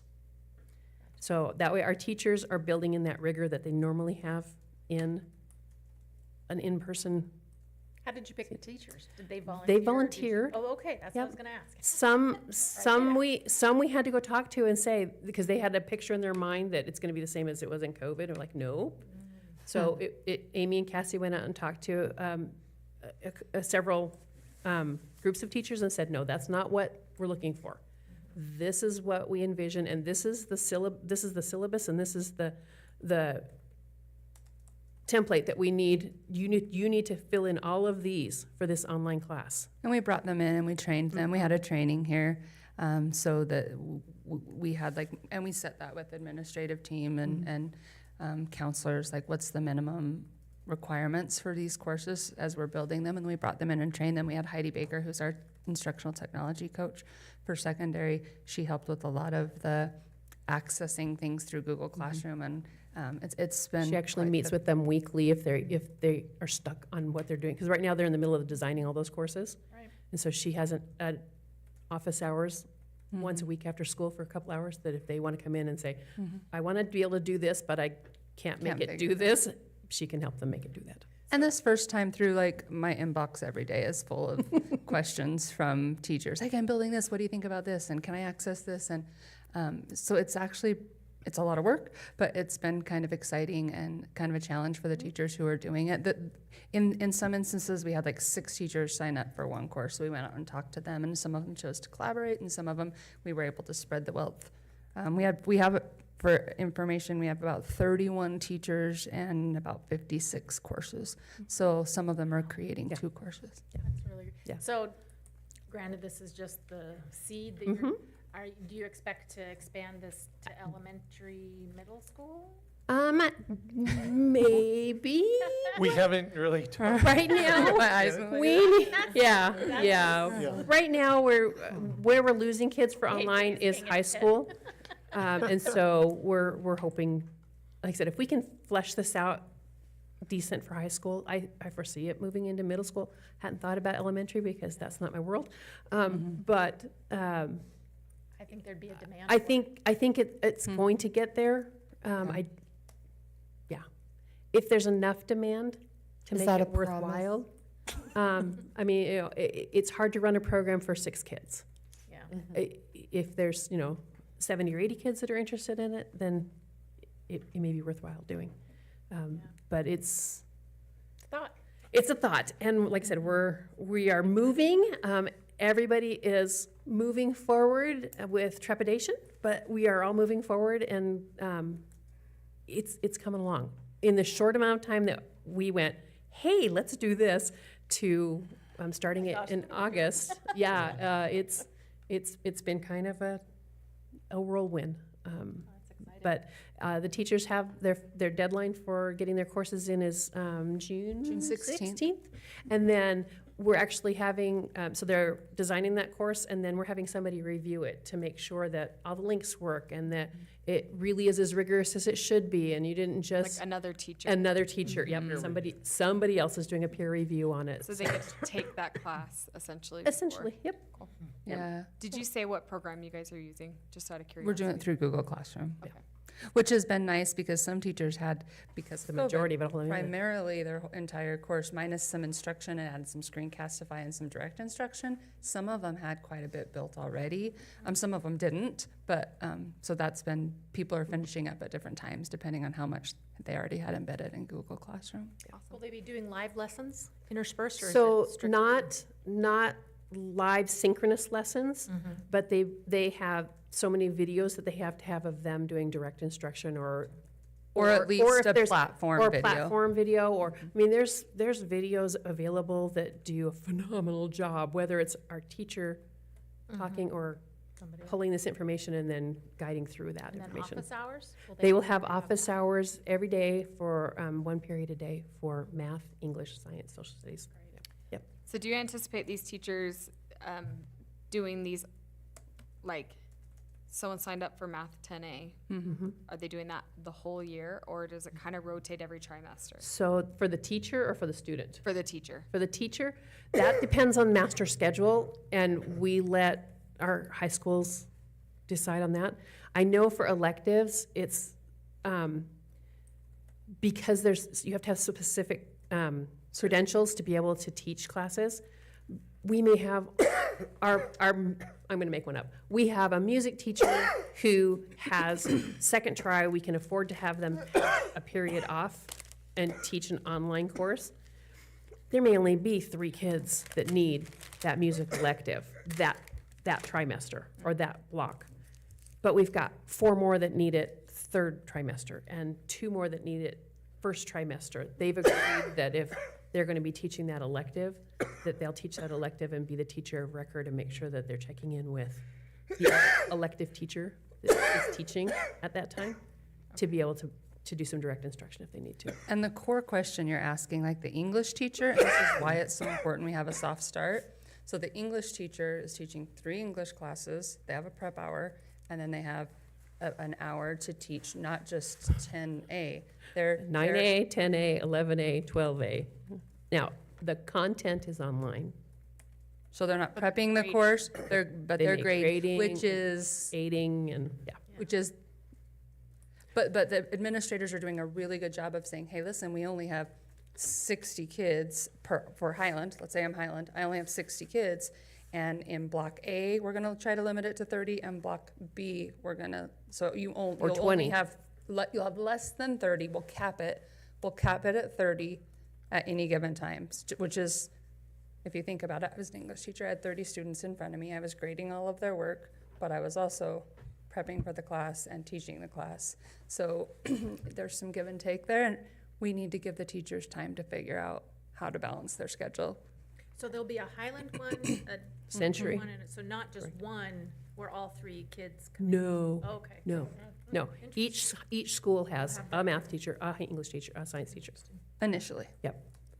And actually, PV Tech is probably going to be kicking in one for 1 trimester for teen living, I think it is. So, yeah. Yeah, it's coming together, and it's exciting. It's scary, but it's exciting. Call it. What are you gonna call it? Right now, it's the online high school program, because it's not a school. It is only a program right now. And we did that on purpose, because if kids aren't being successful, you can pull them back from a program. If they're in a school, then you have to have a reason why they can't. Unenroll and re-enroll. Well, and they're still at they're still at Pokey, so it's Correct. Pokey Online. Correct. Yeah. That's, yeah. Or Highland Online. Highland Online, Pokey Online, Century Online. Yep. Yep. So cool. Okay. Awesome. Really All right. Thank you. That's it. I'm done. Okay, are we okay to Yes. now be done? Okay, if there's nothing else, I will say that concludes